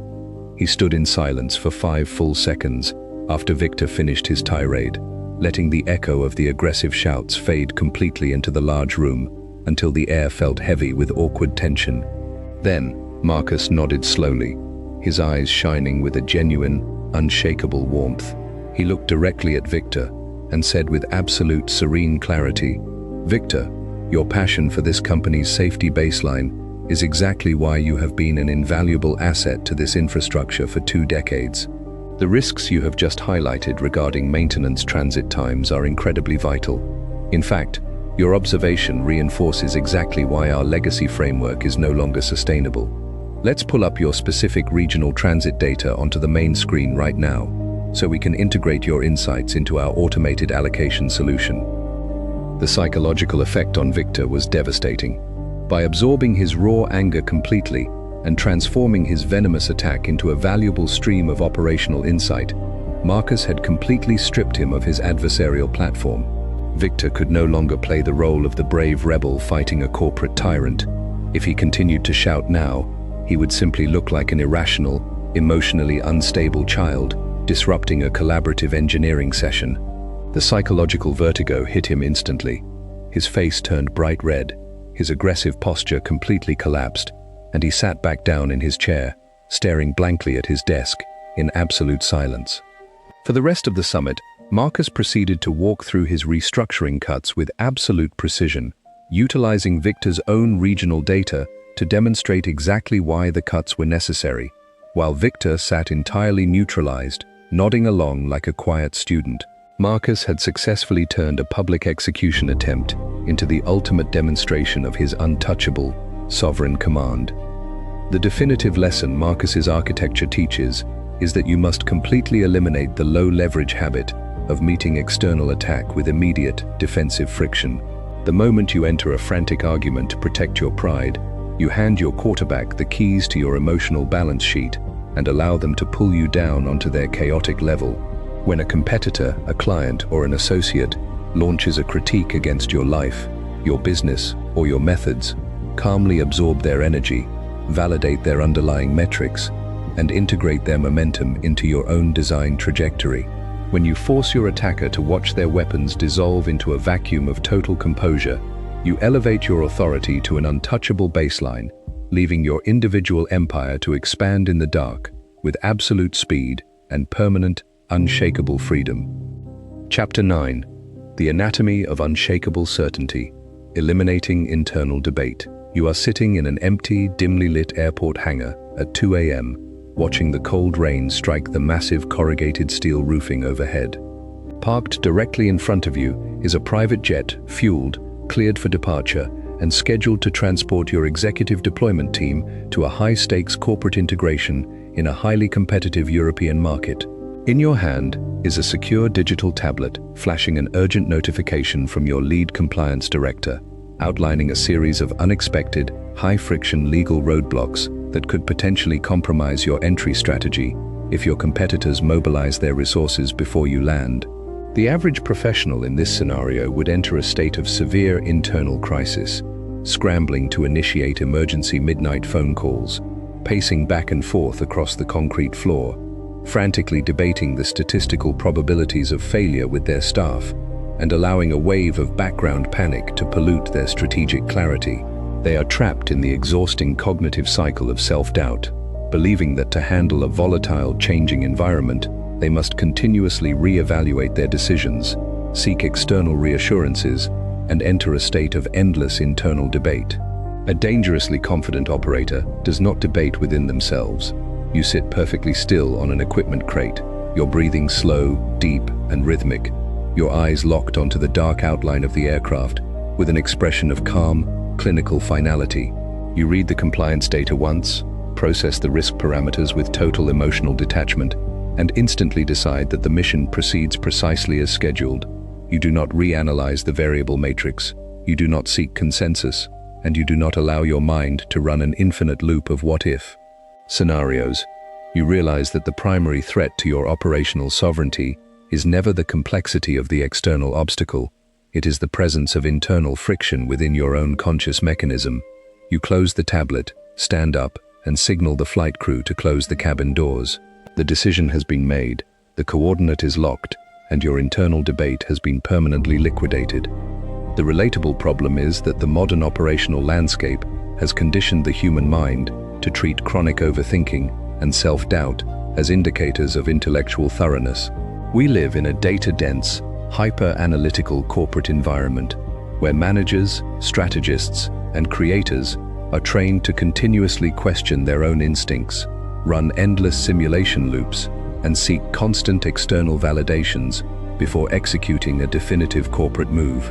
When a professional faces a critical decision point, whether it is locking in a premium pricing model, launching a market-disrupting media asset, or terminating a toxic corporate relationship, they automatically activate a hyper-vigilant internal tribunal. They spend hours arguing with themselves in the quiet spaces of their own minds, weighing the endless permutations of potential failure, and desperately looking for a guarantee of safety that the real world can never provide. This internal friction is an absolute catastrophe for your strategic velocity. The moment you enter a boardroom or an interaction with a mind that is still actively debating itself, your underlying hesitation leaks through your microsignals, your tentative verbal tempos, and your sudden shifts in posture, signaling to every sharp competitor in the environment that your boundary is soft, your presence is fragile, and your alignment can be easily broken. Psychologically, self-doubt is not a neutral intellectual exercise.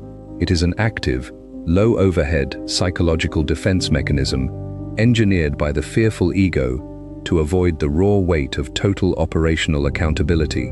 When your mind runs an infinite loop of internal debate, it is attempting to delay the moment of execution, believing that if it just analyzes the data for one more day or consults with one more outside expert, it can insulate itself from the pain of a potential mistake. An elite strategist, operating on a billionaire blueprint, understands that this pursuit of perfect certainty is a structural illusion designed to freeze forward velocity.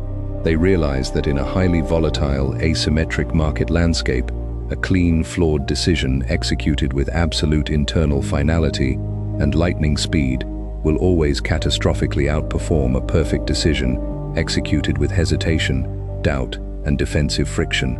They do not look for an external guarantee of success. They look for an absolute internal consensus within their own nervous system, closing the door on all secondary options and transforming their choice into an unbendable, structural law of their universe. To achieve this level of dangerous, unshakable certainty, you must perform a cold-blooded architectural liquidation of your internal debate mechanisms, replacing them with the protocol of immediate existential alignment. You must realize that once you have gathered the baseline data and mapped the primary risk variables of a coordinate, any further internal analysis is a toxic, low-leverage activity that actively degrades your psychological stamina. You train your conscious processor to treat a strategic decision not as an open-ended question to be continuously reviewed, but as a heavy iron deadbolt that slides into place with absolute finality. The moment the choice is made, the conversational overhead within your own mind drops to absolute zero. You systematically erase the linguistic architecture of doubt from your internal dialogue, purging all thoughts of retreat, all fantasies of alternative paths, and all retroactive evaluations of past choices. You lock your entire cognitive life force behind the execution of the chosen coordinate, moving forward into the environment with the calm, terrifying momentum of a solid granite boulder rolling down a steep mountain face. Imagine an elite high-speed train operator piloting a multi-thousand-ton bullet train through a blinding, pitch-black midnight blizzard at 300 kilometers per hour. The operator does not sit in his high-tech cabin hyperventilating, constantly slamming on the emergency brakes every 5 seconds to step out onto the frozen tracks with a small flashlight to see if the steel lines are perfectly clear of snow for the next 50 miles. He does not operate with internal debate. He knows that the train is locked into an unyielding, pre-engineered steel rail system that dictates the path with absolute geometric certainty. He checks his primary cabin gauges to confirm the engine pressure, locks his eyes onto the electronic signals flashing through the dark, and pushes the propulsion lever completely forward into maximum velocity, allowing the massive kinetic weight of the train to effortlessly blast through the snowdrifts blocking the line. His confidence is not an emotional feeling of hopeful safety. It is the natural, unyielding byproduct of absolute structural alignment with the rails. Your strategic business objectives, your premium operational terms, and your daily executive decisions must be pushed through the market with that exact same high-velocity, rail-locked momentum. Let me tell you about a man named Julian. Julian was an exceptionally sharp algorithmic software architect who specialized in designing high-speed data processing infrastructures for elite global logistics networks in Singapore. Julian was an absolute master of technical systems engineering, but early in his entrepreneurial path, his commercial growth was heavily compromised by a chronic, debilitating habit of internal overanalysis. Whenever he had to finalize a premium enterprise contract structure or set a definitive licensing fee for his software engines, his mind would enter an endless, exhausting tribunal. He would spend weeks rewriting his proposals, lowering his prices out of a background fear of market rejection, and constantly calling his corporate mentors to ask if they thought his terms were too aggressive or his implementation timelines were too intense.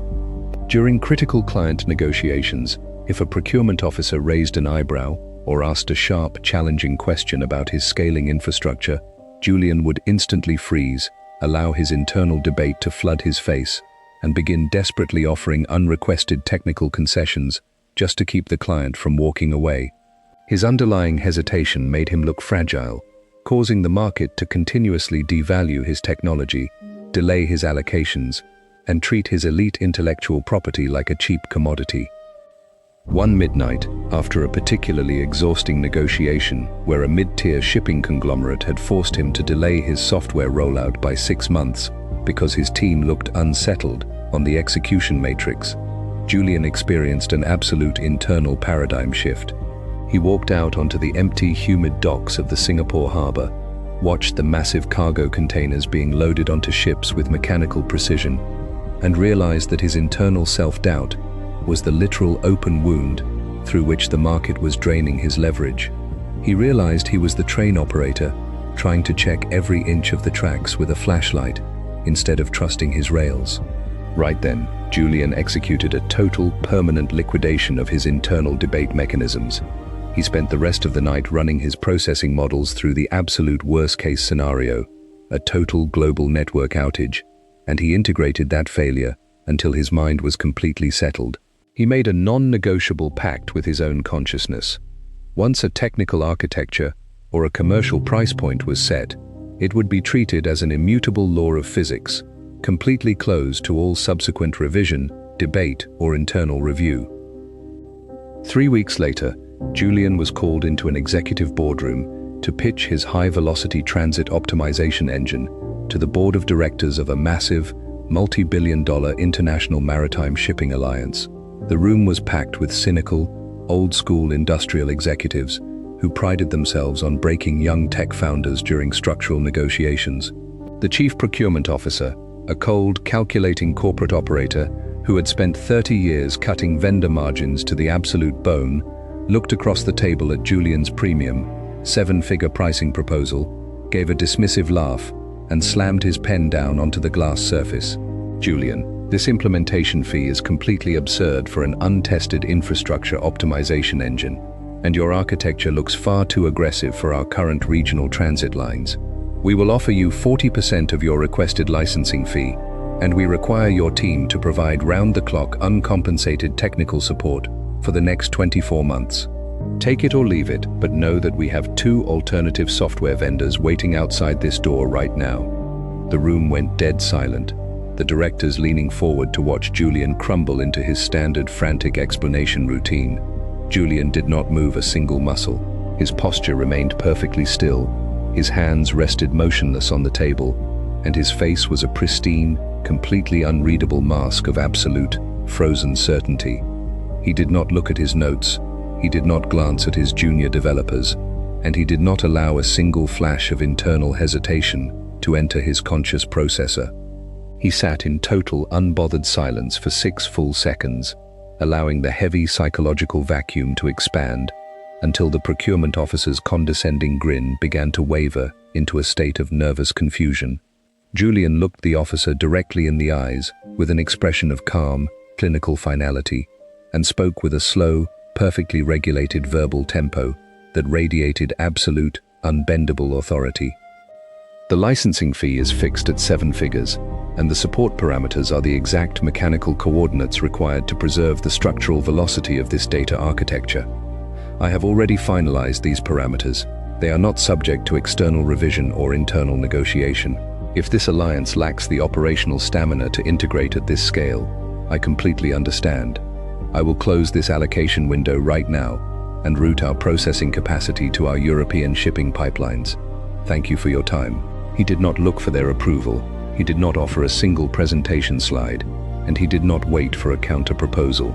He calmly closed his laptop, placed it into his briefcase, stood up, and turned toward the door with the absolute, terrifying momentum of an asset who had already walked away from the deal inside his own mind. The sudden, absolute absence of internal debate or defensive pleading from Julian completely shattered the board's practicing dominance script.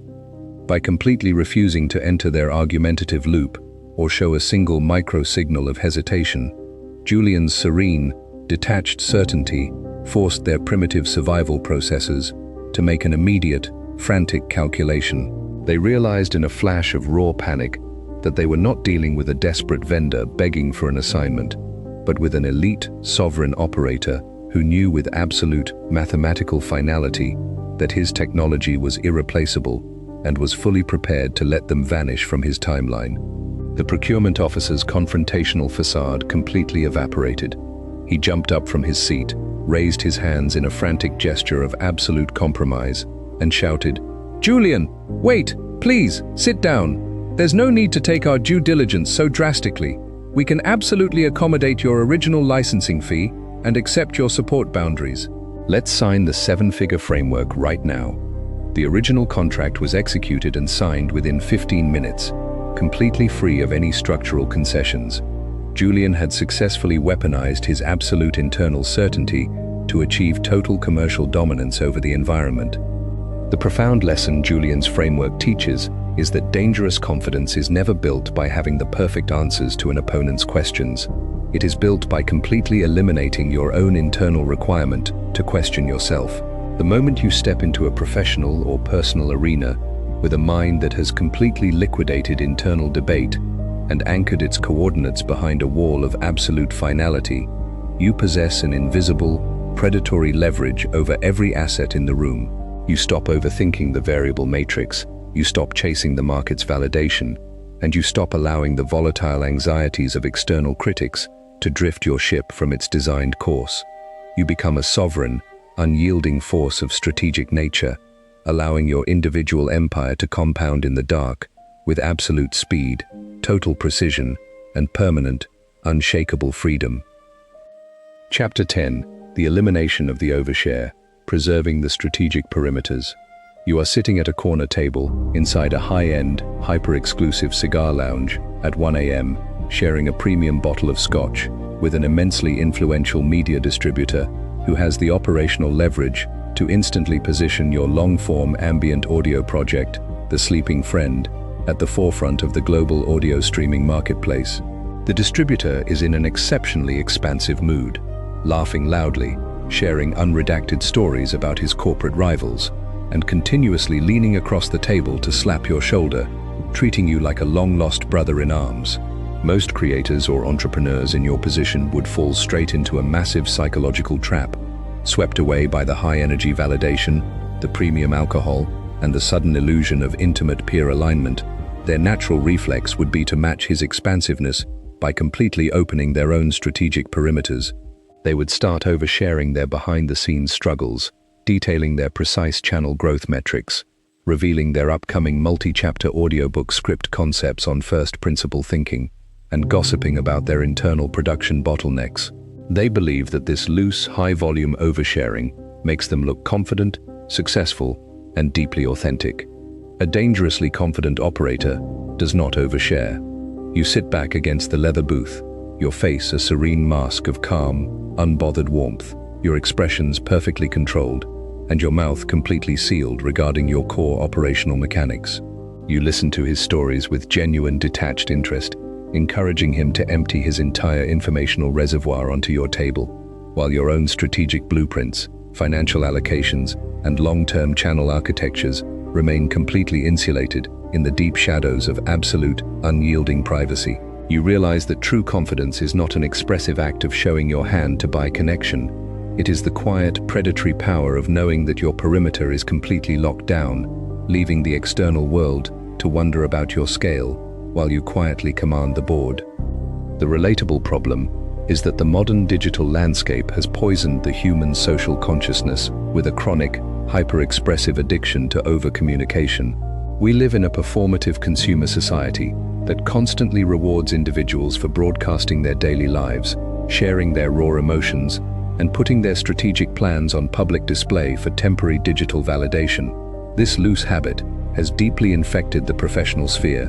When an independent operator enters a significant commercial alignment or a high-stakes partnership, they mistakenly believe that to establish their status or project their confidence, they must continuously talk about their achievements, detail their future projects, and over-explain their operational methodologies.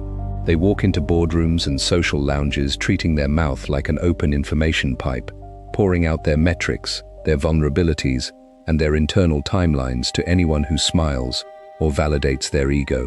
This high-visibility broadcasting is a catastrophic strategic vulnerability. The moment you hand an external asset an unredacted map of your strategic perimeters, you strip yourself of your mystery, surrender your informational leverage, and provide them with the exact data points they need to replicate your models, front-run your timelines, or exploit your hidden weaknesses. Psychologically, the compulsion to overshare is an active, low-leverage expression of deep-seated internal insecurity. When an individual continuously talks about their upcoming projects, their premium revenue numbers, or their elite corporate connections, their subconscious mind is desperately attempting to convince the room of their value to mask a profound background fear of insignificance. They are using their words to hunt for a temporary injection of status validation from the environment. A sovereign operator operating on a billionaire blueprint completely liquidates this emotional hunger.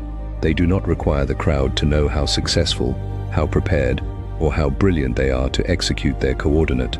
They let the physical reality of their cash flows, their flawless visual assets, and their massive operational output speak for them in absolute silence. They understand that in an asymmetric environment, informational asymmetry is the ultimate weapon of dominance. They choose to act entirely as a closed psychological vault, keeping their competitors completely blind to their true scale, their actual resources, and their next strategic pivot until the conquest is already finalized. To master the elimination of the overshare, you must perform a ruthless structural lockdown of your daily communicative perimeters, shifting your interpersonal style from data broadcasting to strategic data harvesting.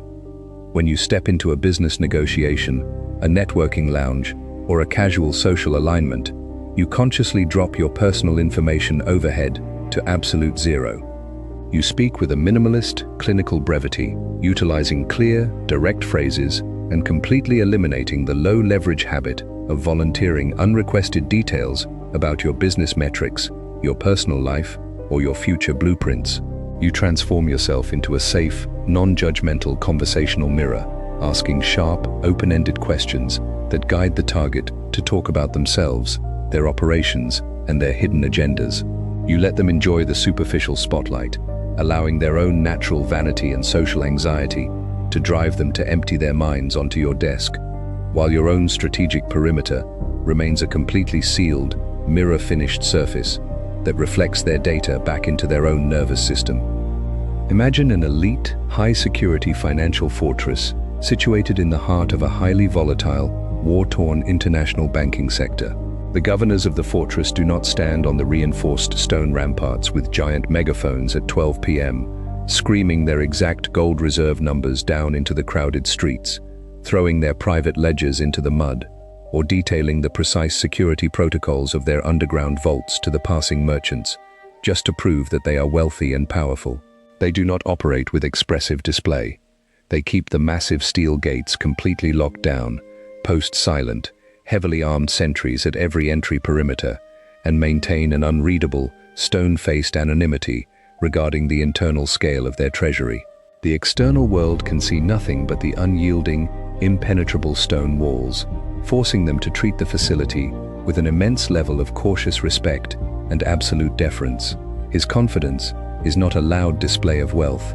It is the natural, unyielding byproduct of absolute containment and permanent fortification. Your creative channels, your proprietary script frameworks, and your long-term wealth assets must be protected behind that exact same unyielding stone facade. Let me tell you about a woman named Helena. Helena was an exceptionally sharp, independent digital media strategist who engineered high-velocity monetization frameworks, script optimization models, and custom visual channel layouts for elite multi-chapter educational documentary creators across North America. Helena was an undisputed master of digital asset branding, commanding a premium $50,000 flat strategy retainer for her custom structural interventions. Despite her flawless technical competence, early in her corporate trajectory, her agency's growth hit a massive operational bottleneck because of a loose, high-volume habit of conversational oversharing. Whenever she met with prospective media clients or influential venture distributors at industry summits, her enthusiasm would take over. Swept away by their praise and her own desire to prove her elite capability, she would pull out her tablet and show them her unredacted back-end channel analytics, walk them through her precise chapter script structures on cognitive development, and detail the exact visual thumbnail aspect ratios she was utilizing to capture massive audience metrics. The result was a continuous series of devastating strategic betrayals. The prospective clients and media moguls would listen to her with intense fascination, nod enthusiastically along with her brilliant frameworks, and thank her profusely for her authentic transparency. Then, they would leave the meeting, take her unredacted data maps, straight back to their internal development teams and systematically replicate her exact structural models, video outlines, and thumbnail specifications for free, completely cutting her agency out of the execution loop. Helena found herself trapped in a state of absolute operational exhaustion, constantly giving away her multi-million-dollar intellectual capital for free in exchange for cheap verbal validation, while her independent enterprise remained stalled on the runway. One midnight, after discovering a massive new educational documentary channel that had completely cloned her proprietary chapter layout on first principle thinking down to the exact word count blueprint after a casual lunch alignment, Helena experienced an absolute flash of cold, calculating clarity. She walked into her creative studio, looked at her design frameworks on her monitors, and realized that her own mouth was the open gate through which the market was stealing her empire. She realized she was the financial fortress governor, throwing her private ledgers down into the mud. Right then, Helena executed an absolute structural lockdown of her strategic perimeters. She made an unbendable, non-negotiable pact with her own consciousness. She would never again share a single revenue metric, a single upcoming project title, a single back-end data point, or a single operational method with any external asset outside of a signed, non-disclosure agreement backed by a premium, non-refundable retainer fee.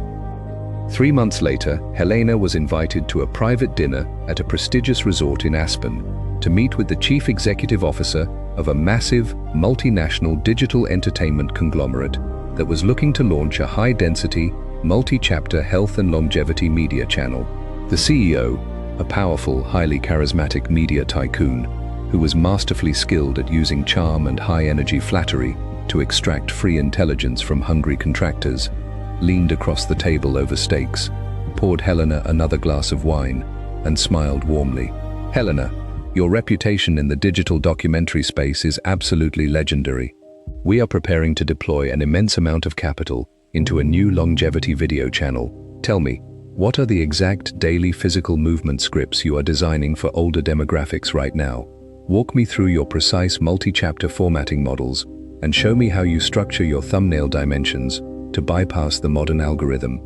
Let's map out the whole blueprint right here tonight." The junior associates at the table looked at Helena, fully expecting her to pull out her tablet, launch into her old high-energy presentation routine, and overshare her entire intellectual arsenal to impress the billionaire tycoon. Helena did not move a single finger. Her face remained a perfectly serene, pristine mask of clinical, unbothered warmth, her eyes shining with an absolute, detached composure. She did not open her briefcase, she did not reveal a single project title, and she did not utter a single word of technical methodology. She sat in absolute, motionless stillness for 3 full seconds, let her breath settle into a slow, rhythmic bass line, and spoke with an incredible, quiet, and perfectly regulated verbal cadence that radiated absolute sovereignty. The structural blueprints, script formatting matrix, and algorithmic asset dimensions required to stabilize a high-velocity longevity channel are the proprietary operational property of my enterprise, locked behind our core encryption perimeters. I do not map out structural engineering models over dinner layouts. When your board is prepared to formally secure our optimization array, we can execute our standard non-disclosure documentation and authorize a premium data allocation review inside our corporate office. Until then, let's focus entirely on enjoying this exceptional steak." She smiled warmly, took a slow sip of her mineral water, and completely dropped her informational presence to absolute zero, letting her silence rest heavily on the table. The psychological impact of this clean, unyielding containment hit the billionaire media tycoon like an absolute physical shock. He had spent his entire career dealing with eager, desperate agency founders who would gladly strip their operations naked and hand over all their intellectual property for free just to win a nod of approval from his massive capital scale. The sudden, freezing realization that Helena had completely sealed her perimeters within 60 seconds, without a single flash of fear, hesitation, or oversharing vanity, completely upended his practiced dominant script. He realized in a flash of raw cognitive dissonance that he was dealing with an elite, untouchable commander whose structural discipline was absolute and whose intellectual capital was a high-tier commodity that could not be manipulated or bought with cheap flattery. The tycoon's condescending, extracting facade completely dissolved.